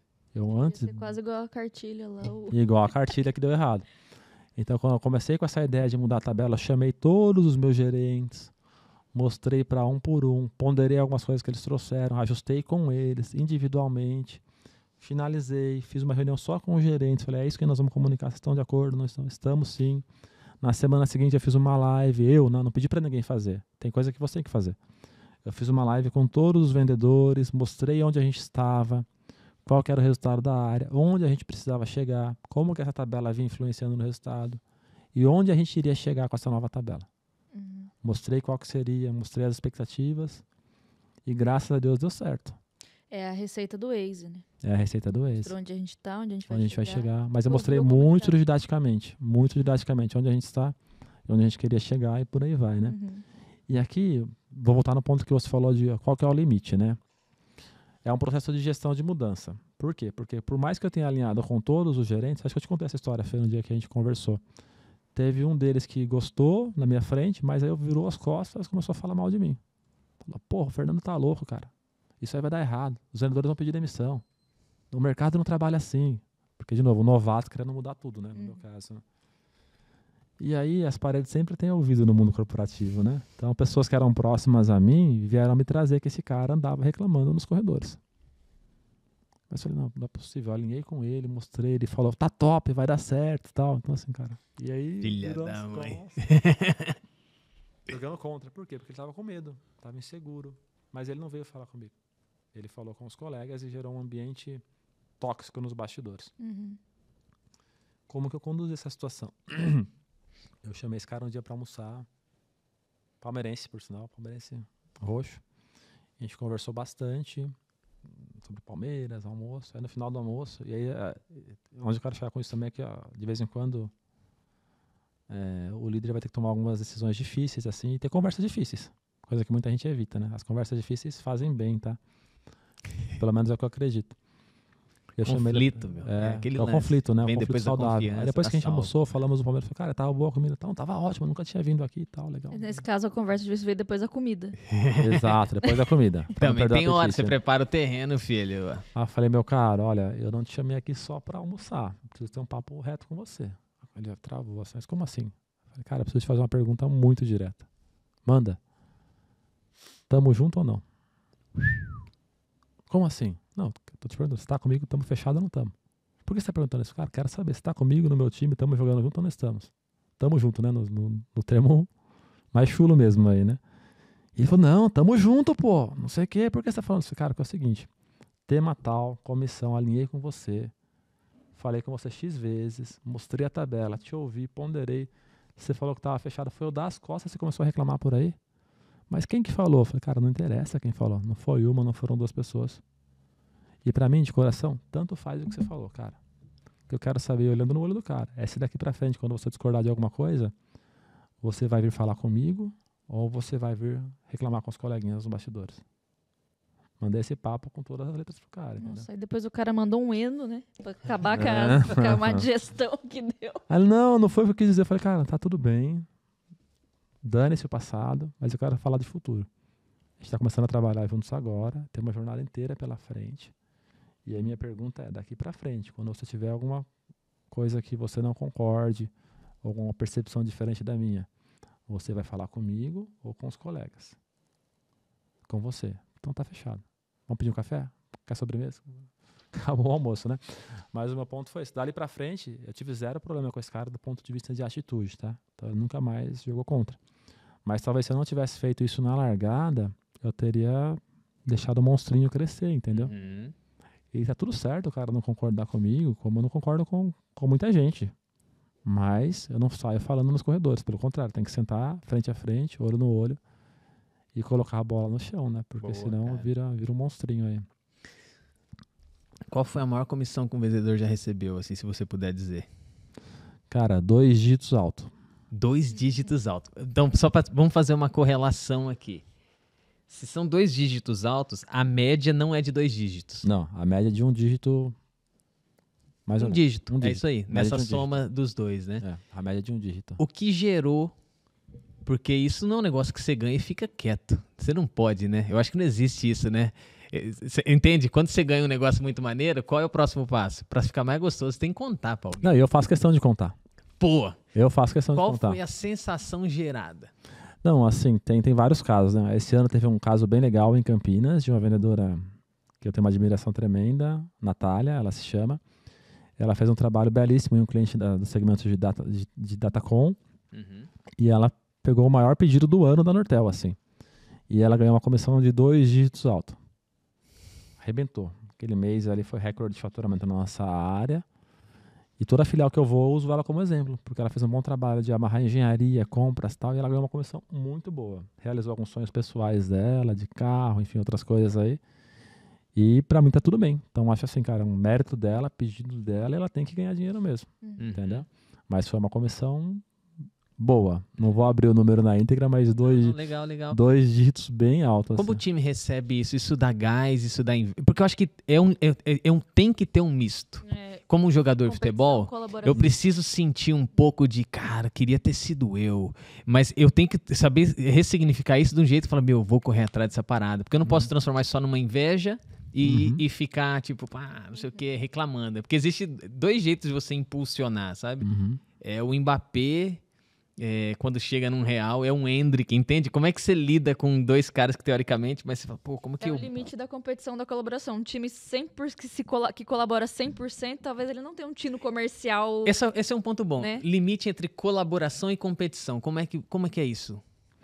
Olha, eu acredito muito no que a gente falava ali no café, né? Do perfil comportamental, né? Uhum. E na área de vendas, a gente tem uma equipe relativamente heterogênea. Então, vocês têm os caras que são dominantes, competitivos, que no Insight, no DISC, ou depende da metodologia, tem várias, né?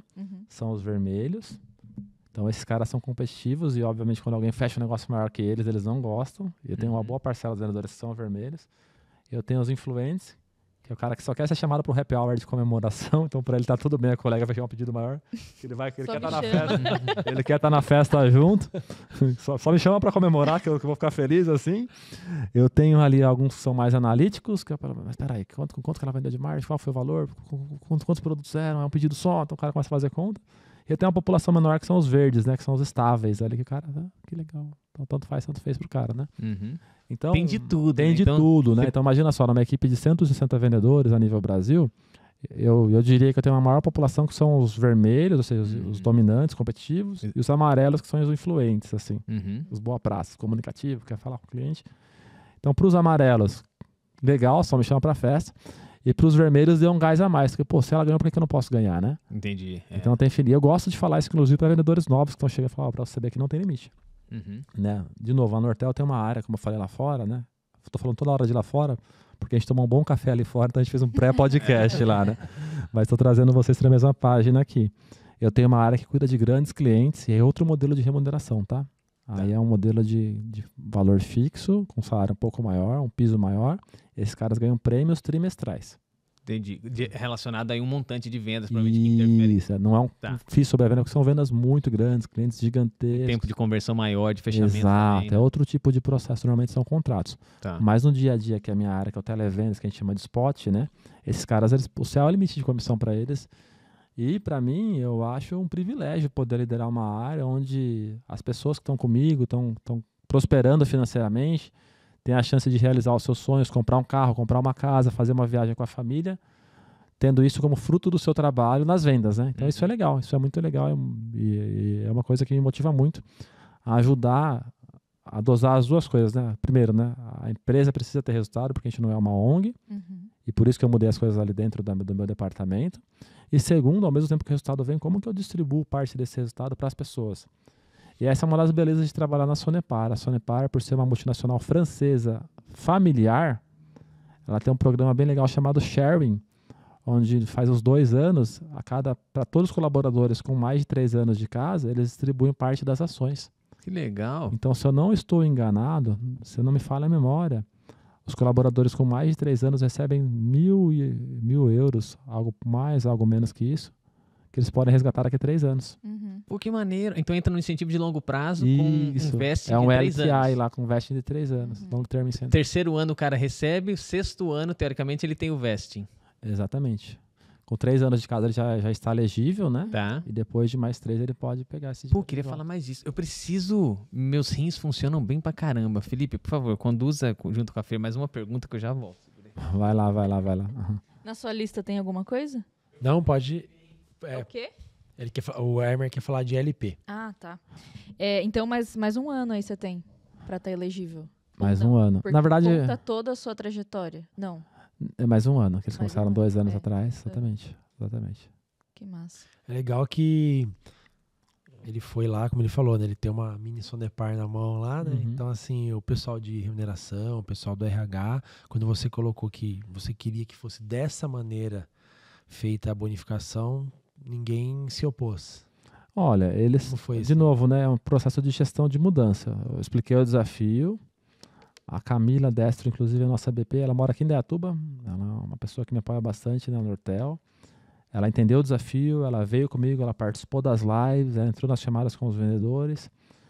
Então, eu acredito que o RH mais transacional, que não se adaptou, ele talvez criaria uma barreira. Mas hoje a gente tem a sorte de ter um RH que tem uma BP no negócio, que é a Camila, que ela respira o negócio.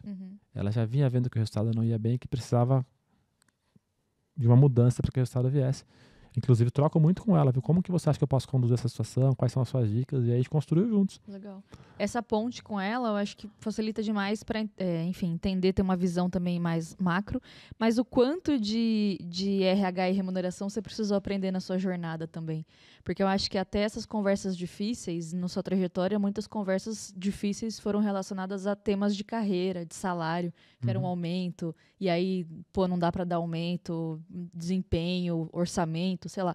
Nessa sua trajetória, o quanto de remuneração de fato você precisou aprender para poder conduzir conversas? Olha, eu acho que quando você vira líder, você meio que vira a cabeça, né? Quando você é só um colaborador, você acha que você não ganha aumento porque o chefe não quer dar, né? Mas depois, quando você vai crescendo, você entende essa questão de orçamento, de teto, de limites, dos quartis, das faixas de remuneração. Então, eu diria que eu tive que aprender tudo. E eu tenho muito para aprender, Fer. Tenho muito para aprender ainda. Mas hoje eu me sinto à vontade para sentar com o colaborador, entender os limites. Já tiveram, inclusive, colaboradores da minha equipe que já pediram aumento, não na área comercial, mas em outras áreas, que eu chamei o RH e falei, cara, o que a gente pode fazer? Fernando, tá no limite? Esse cara não tem nada que a gente possa fazer por ele. E aí eu volto para essa pessoa e falo, olha, você tá no limite, não tem nada que eu possa fazer por você. Que faz parte das conversas difíceis também. Isso é você chamar para sua responsabilidade, né? Porque você não mandou ele falar com o RH. Não, eu chamo. Você foi lá, falou, beleza, não, por mais de uma vez. Ouvi, aí agora eu vou lá atrás de informação e eu volto com você. Porque o que eu percebo também é que tem alguns líderes que não dão aumento, não falam por quê e vão deixando, vão empurrando com a barriga. E a missão do líder é ter essas conversas transparentes, às vezes difíceis, às vezes saudáveis, mas falar. Então, para mais de uma pessoa, eu já falei, olha, por você já estar aqui há X anos, já ter tido aumentos ao longo do tempo, já está num dissídio em cima de dissídio, o seu salário hoje já excede a faixa da cadeira que você ocupa. E entender também, né, que às vezes as reclamações salariais, elas não vêm necessariamente de uma dor no bolso, é porque isso fica palpável, né? Então, assim, às vezes é uma insatisfação com outros aspectos e que a pessoa materializa aquilo no dinheiro porque, assim, me dá mais dinheiro para aguentar esse pé no saco do meu líder aqui, me dá mais dinheiro, e aí às vezes a gente dá e isso não é efetivo, né? Porque o real problema continua existindo. Exatamente. Então, qual que é a causa, né? Qual que é a causa raiz desse problema? Então, aprender a investigar essas causas também foi algo importante na sua trajetória. E eu acho que também tem um lance de não prometer nada sem falar com a área de remuneração. Aí tu virou amigo dos caras, hein? O lance do problema começou a virar parceiro. Tá vendo aí a galera de remuneração? Tá vendo que o jogo mudou aqui agora, né? Então, por exemplo, se eu estou participando de um processo seletivo contratando alguém, eu preciso entender quais são os meus limites, até onde eu posso chegar na minha job offer, né? Se eu preciso movimentar alguém antes de fazer uma promoção, e isso acontece semanalmente. Se quando alguém pede um aumento para alguém, ou preciso movimentar alguma pessoa, eu envolvo a nossa BP de RH de novo, que é a Camila. Falo, Camis, onde a gente pode chegar nisso aqui? Ela vai, faz o estudo, inclusive usando os dados da Carreira Miller, patrocinadora oficial aqui do programa. E ela me fala, olha, para essa cadeira a pessoa está nessa faixa de remuneração, 80, 90, 100, 110, tem espaço para isso ou não tem espaço para nada? Ou para dar um aumento a gente tem que mover ela para uma cadeira maior. Então é o tipo de conversa que eu aprendi a ter ao longo dos últimos anos com a área de remuneração, para que eu pudesse ser mais assertivo e não prometesse aquilo que eu não pudesse cumprir, né? Mas eu também acredito que, de novo, eu não gosto dos extremos, né? Como eu te falei, né? No começo aqui. Eu acredito que, eventualmente, o call tem que ser do comercial ou da liderança para falar, tá bom, eu respeito a política, mas para esse caso, excepcionalmente, eu preciso que faça isso, senão o cara vai embora. Aí você precisa chamar também a responsa e dizer assim, ó, confia no que sei lá, pô, cara, o cara tá aqui, é uma peça-chave para a organização. Já aconteceu, inclusive, na minha equipe. Uma pessoa recebeu uma proposta de um concorrente, era uma pessoa super estratégica, que estava abaixo da faixa, tá certo? Mas que por estar dentro de casa, ser pessoa interna, a gente vai empurrando com a barriga.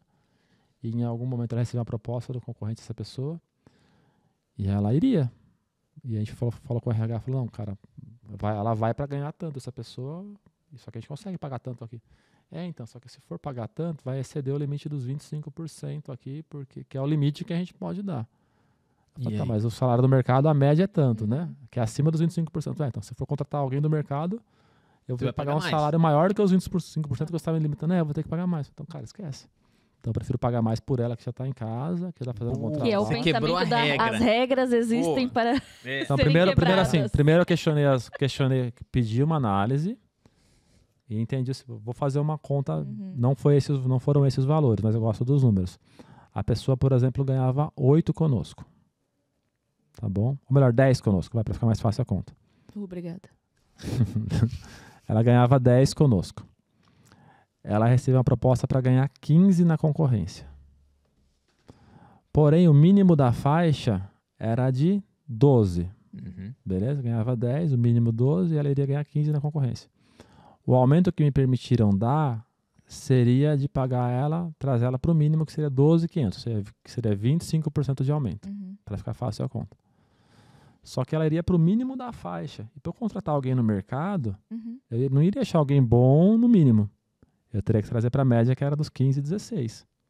Eu falei, e era isso que eles queriam, que eu propusesse só isso para essa pessoa, para que ela ficasse, e com isso eu não tivesse que quebrar uma regra. Mas, por outro lado, ela tinha uma proposta para ganhar 15 no concorrente. Então, o que eu fiz naquele momento foi chamar a responsa, como disse o Emerson, ele falou, não, nesse caso eu não concordo, eu prefiro pagar os 14, para essa pessoa, para ela não ir para o concorrente, mas eu não assumo o risco de ter que trazer alguém no mercado pagando mais. Não sei. Então, nesse caso, por exemplo, né, faz uns 4 anos já isso, eu respondia já para o CEO da empresa, ele falou, mas aí tem que passar para o CEO. Não, tá tudo bem, eu troco uma ideia com ele. Liguei para ele na hora, falei quem era a pessoa, e ele falou, não, pelo amor de Deus, não podemos perder essa pessoa, resolve isso aí. Me deu sinal verde, então a gente excepcionalmente cuidou. Um outro caminho seria, manda ela embora e contrata de novo. Pô, exatamente. Falou, beleza, não quer fazer do meu jeito? Manda embora. Tá bom, não faz assim. Manda embora, pega ela que tá preparada e paga 15 conto. Exatamente, poderia ser uma possibilidade. Eu acredito também que a gente tem que tratar os diferentes, sabe? Tem algumas pessoas na equipe que são muito boas, que fazem diferença. Nota aí, Emer. Notadíssimo isso aqui, cara. Pô. E a gente tem que tratar os diferentes. E essa pessoa era uma pessoa diferente. Uma pessoa que a gente precisava ter um olhar mais próximo, enfim. E tiveram outros diferentes que a gente tratou diferente também pelo caminho. Existe uma certa, e tem que ter uma certa governança, uma equidade, mas os diferentes que eu digo, não uma exceção, uma pessoa que é muito boa, a área dona do negócio tem que ter a autonomia de chamar a responsabilidade. Falar, não, isso aqui tá bom, não é o legal, não é a regra, mas esse risco é comigo, eu assumo. Eu prefiro, porque se eu não tiver essa pessoa na minha equipe, todas as entregas A, B, C e D que eu tenho por fazer serão comprometidas. Vale a pena comprometer todas essas entregas, esse trabalho em andamento por 10% acima da faixa ou R$1.000 a mais para a empresa? Não vale. Então, não ia quebrar a empresa. E não ia colocar ninguém na cadeia. Ninguém ia ser preso. Exatamente, R$1.000 a mais. Né? E a gente trata os diferentes aí. Exatamente, bem por aí. Deixa eu fazer uma pergunta. Você está no programa de LP, então, da companhia? Eu estou. Você gosta disso? Eu gosto,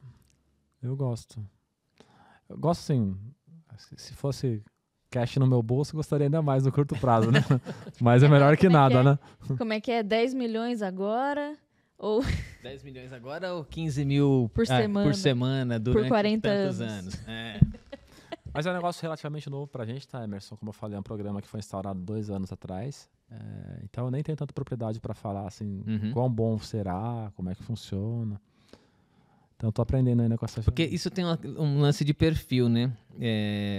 Tem pessoas que gostam já de lidar com o mercado financeiro, tem uma relação com isso, fala, pô, maneiro, um programa como esse, né? Olha para a empresa, a história, tudo que constrói, né? Outros não. Então eu acho que até na compensação isso tem uma característica interessante. Eu acho que é um belo atributo de retenção.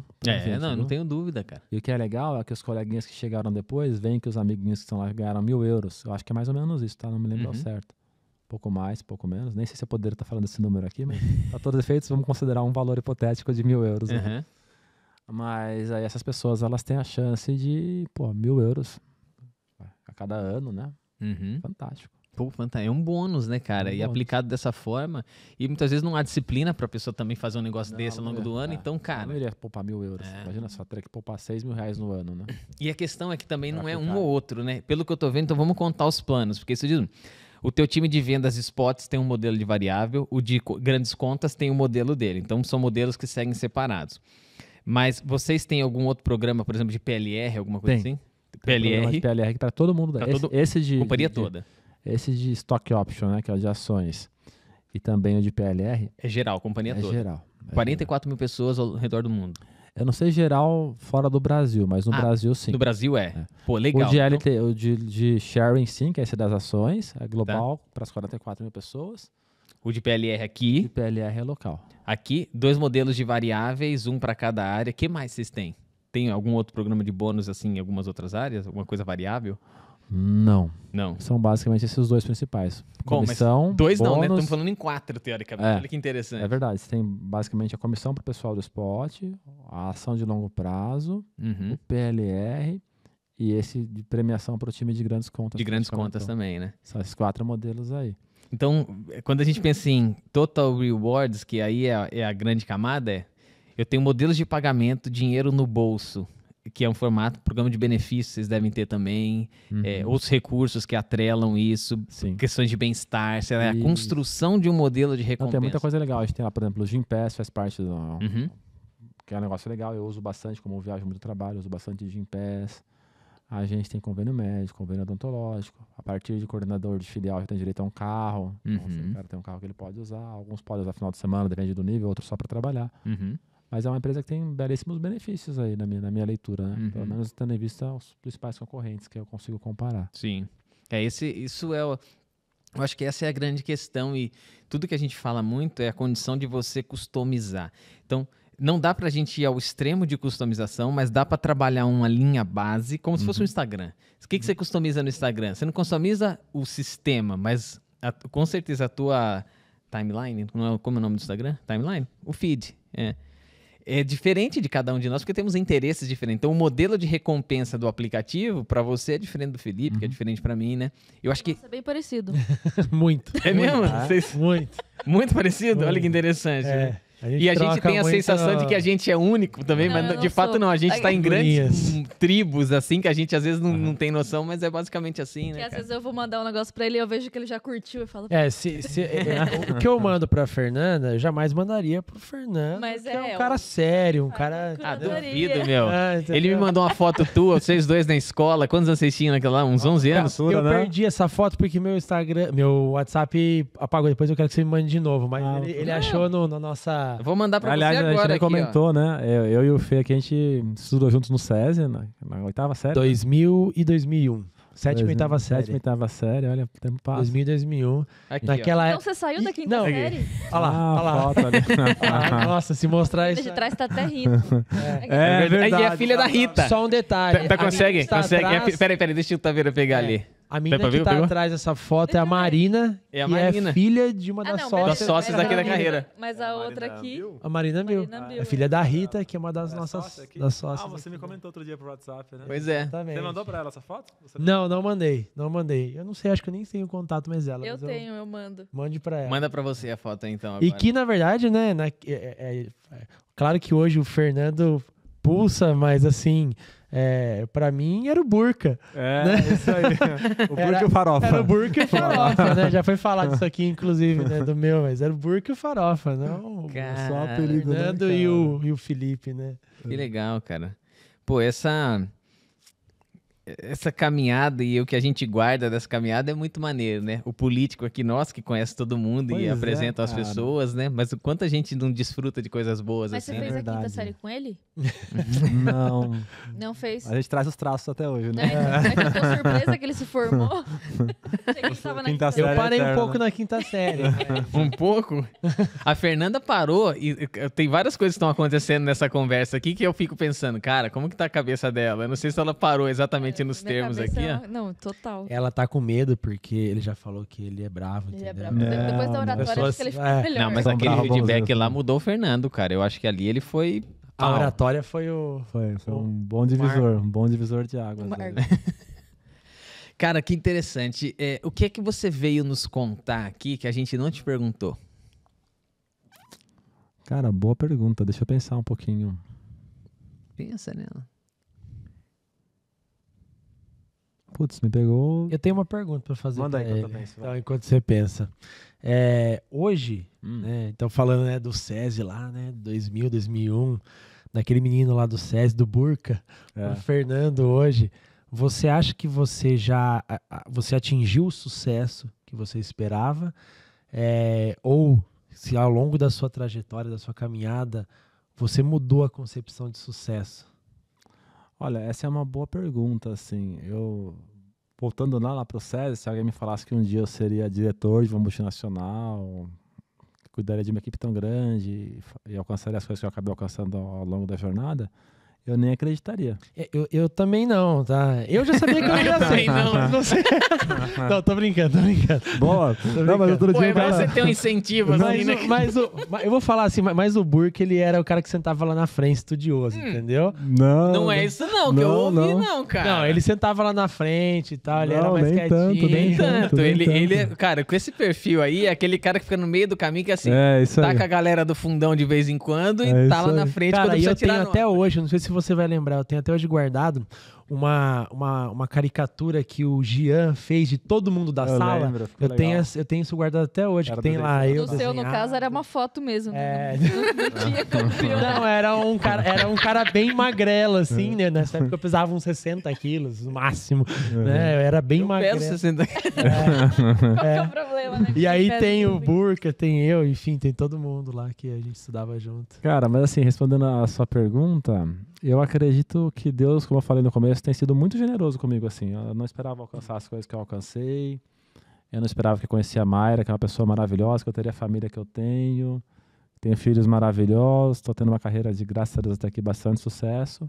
Então eu não esperava, não esperava chegar até aqui. Eu acho que eu estou tendo mais sucesso do que eu imaginei ter para minha vida. Mas também estou aberto a que Deus preparar para o futuro aí, entendeu? Eu continuo com fome. Por mais que eu não tenha um cargo declarado, que é o que a Fer me perguntou agora há pouco, eu continuo com fome, né? Que é aquela frase do Steve Jobs, né? Vocês já viram aquele livro lá? Aliás, aquele discurso que ele faz na Universidade de Stanford ou não? Uhum. Acho que você deve ter visto, né? Que ele fala stay hungry and stay foolish, né? Uhum. Cara, continua com fome e continua curioso, olha, né? Continua perseguindo. Então eu ainda tô com fome. Eu acho que eu tenho mais lenha para queimar, mais coisas para buscar, mais coisas para aprender, mais projetos para tocar, mais arroz com feijão bem feitinho para fazer e mais coisas para transformar ainda. Legal. Mas que o sucesso não é só... ali. Não, cara, honestamente... É a família, né? honestamente, São seus eu filhos, tenho um estilo legal. de vida relativamente simples, assim.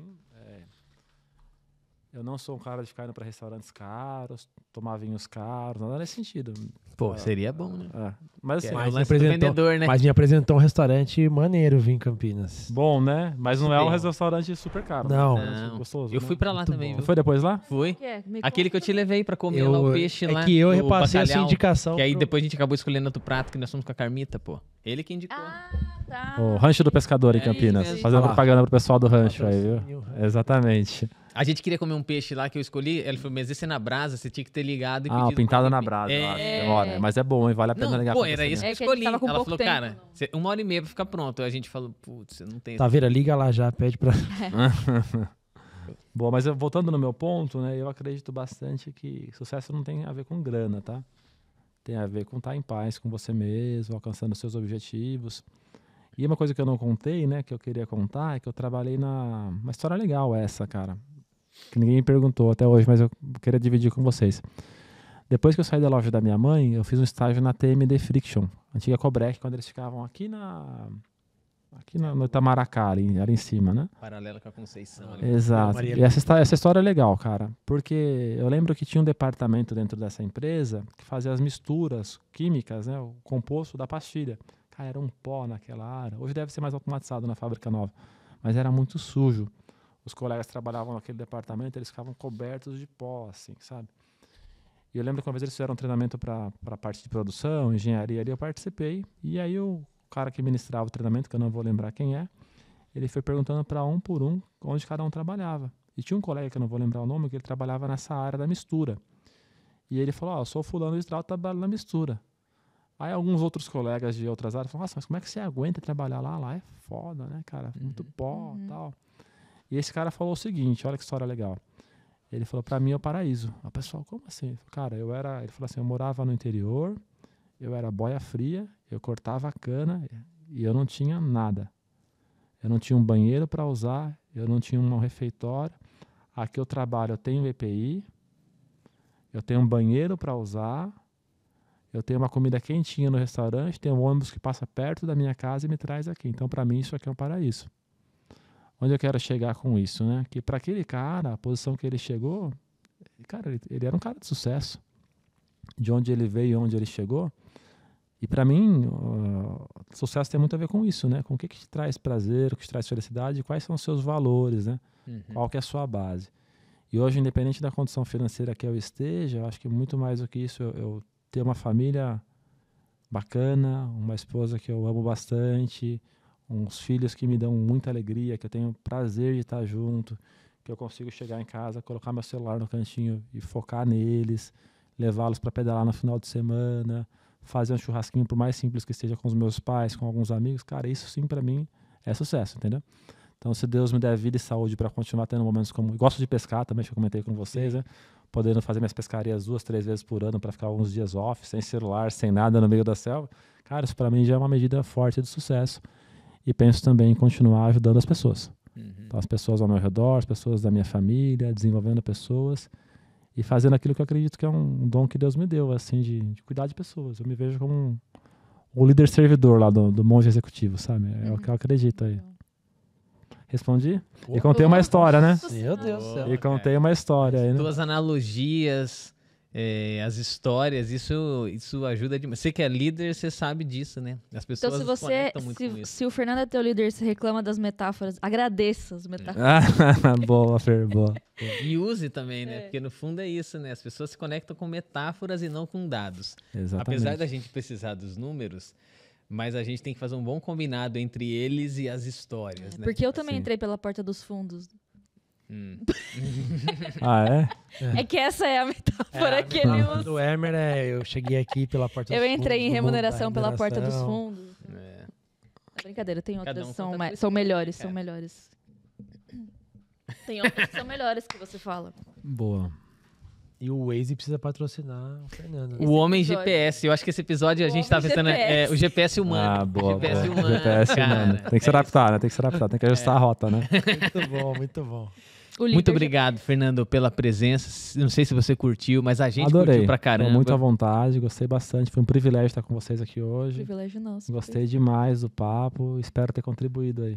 Que Deus abençoe tua Muito caminhada, obrigado. cara. Amém, Continua de nós fazendo todos sucesso, aí. cara. Obrigado, viu? Valeu. Valeu, Até gente. o próximo Valeu, Fer. episódio ali, ó, naquele Até do o meio. E próximo. tchau. Tchau. Tchau. Tchau. Valeu.